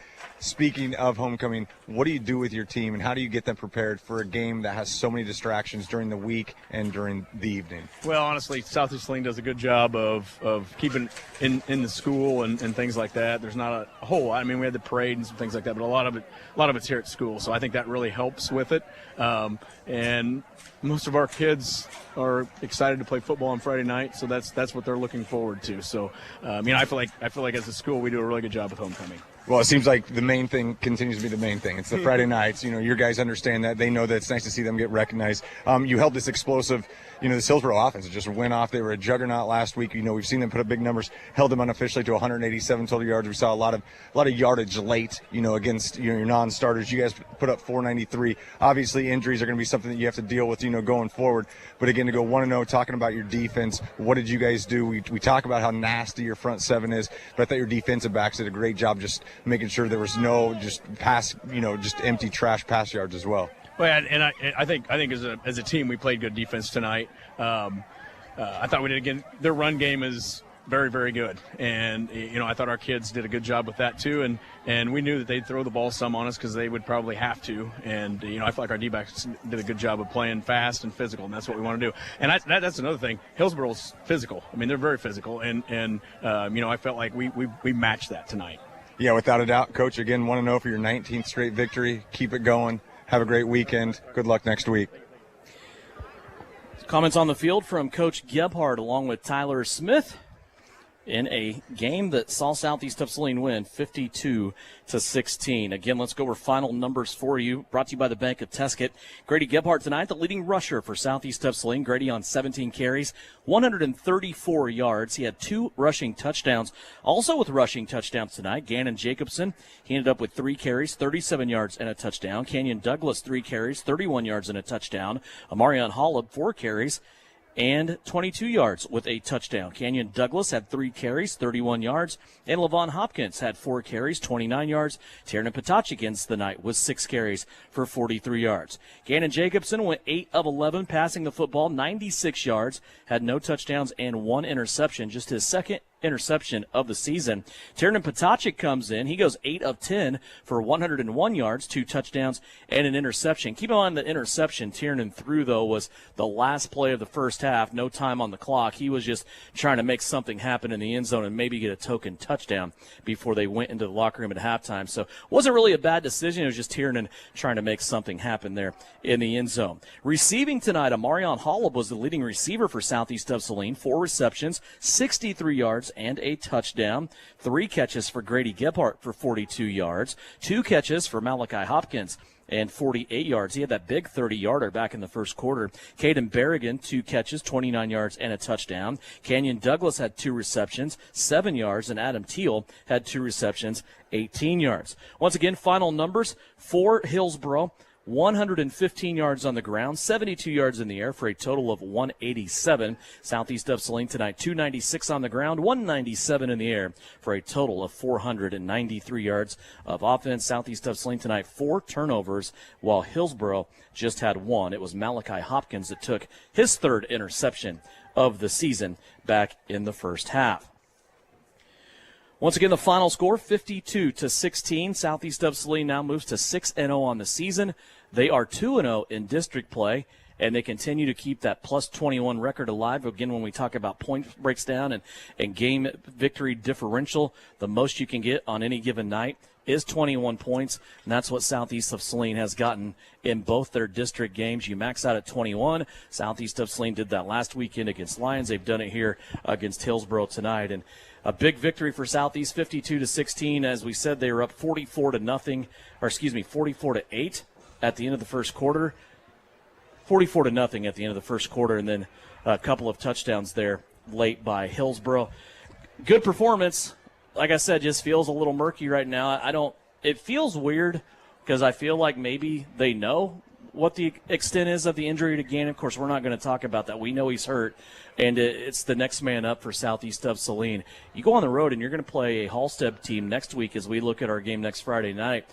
Derek Reset, the head coach, we know how Derek Reset played when he was at Hutch Trinity. He's a very hardcore guy. He has his dad assistant coaching with him, and it's going to be a Halstead team that has struggled this year, but we know they're going to play hard, and they're also going to be physical. Yeah, without a doubt. And I think so. Here's how you kind of look at this game. Like, obviously, you wanted to establish, a couple strong drives early on with Tiernan back there as a starting quarterback. Right now he's QB1, but the game was also at a point where you don't just continue. I mean, you got to make sure everybody's healthy at the end of this thing. Mm-hmm. So we didn't see like this, this continued drives, and he wasn't out there. You weren't just looking to put up points. You were looking to run clock. You're looking to make sure everybody gets off the field healthy. So I think what kind of leaves this weird taste in our mouth is we didn't just see the full offensive explosion in the second half because they didn't need to. And I think it's still there. And again, we kind of talked about this, during the broadcast, that this is when coaches like this coaching staff, you never want to see somebody hurt, but this is when you get to flex a little bit, right? This is why you're always giving guys reps. This is when you get to go back to the, you get to pull out those formations that you've just had in your back pocket. You've practiced them. You've had more practice than anybody else in the state because you continue to play in-state championship games, which keeps giving you an extra week of practice. So you continue to do that. You continue to get better. Tiernan Potocek, he's the guy. He's the guy right now. You protect him. You make sure you're healthy when you get guys as healthy as you can. And yeah, you got a Halstead team that we know will come out and fight. They're physical.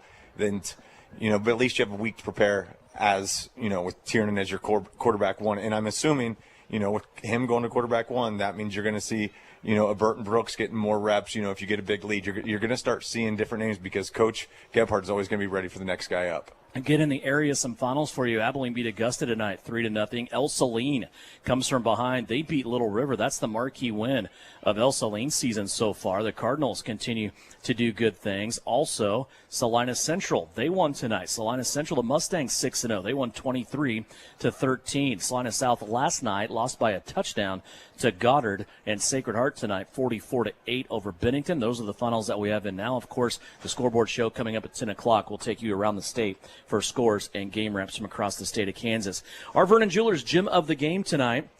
Boy, man, I'm going to go two guys here because it's two guys that we talked about extensively throughout the game. And it's not that they haven't had good games up until now. It's just like it was their night to shine tonight. And I'm going to go Marion Hollub, and I'm also going to go Bryson Lippold. It just seemed like those two guys tonight they had a fantastic night. Yeah, and it's whenever you're kind of questioning, like it's a third down or something, and something's going on, it's all of a sudden Lippold there. He's in the right spot. He makes a big play. He does something like that. And then Hollub, you continue to feed him the ball. I mean, the offense doesn't change when Gebhardt gets a breather. It's Hollub in there. He's going to do damage. He fights for every yard. He makes every tackle hurt the defense. Like, everything's difficult. Nothing changes. And, again, we're starting to see this. It's always cliche. Every coach wants to coach the way Coach Gebhardt does, but not everybody has the amount of just monsters that he has, and he's developed these monsters. The reason why there's so many players here is because he's developed them. He's been here long enough. He's coached them in Little League. He's brought them all the way up. You see these guys, they're hungry. They understand their role, and when they're called on, they do the job, and that's exactly what you saw tonight. Our Everhart Precision Ag Precision pass of the night. It was that touchdown to Caden Berrigan, right? I mean, 19 yards. It was up there, and what a pass by Tiernan Potocek, putting that up to Caden Berrigan. Those two, you don't talk about high-pointing the football very much when you look at those guys, but they're dogs, and they just made that play work, and Caden Berrigan had to fight for that ball. It almost looked like he kind of tipped it to himself and was able to come down with it. That's our Everhart Precision Ag Precision pass of the night, the 19-yarder from Potocek to Berrigan. So we'll reload. We'll get all ready to do it all again next Friday night, making the trip to Halstead. one of the best small-town pizza joints in downtown Hallstead. We'll make sure we take advantage of that next week as well as we go to face the Dragons. But for right now, Southeast of Saline on homecoming, they win. They move to 6-0 on the season. 19-game winning streak, 52-16 tonight over Hillsboro. Don't forget, we have Chiefs football coming your way on Sunday, 6 o'clock pregame here on KINA. Kansas Wesleyan has a bye week this week as Tyler Henry enjoys his weekend off after calling a big victory for El Saline tonight that you can go back and review on Salina Post on YouTube. For Chris Cadle, back at Studio Central, also Brian Denham getting that live stream video for us, Tyler Smith. My name is Devin Haney. I want to thank you for joining us for Southeast of Saline Trojan football. Southeast tonight beats Hillsboro 52-16 on KINA.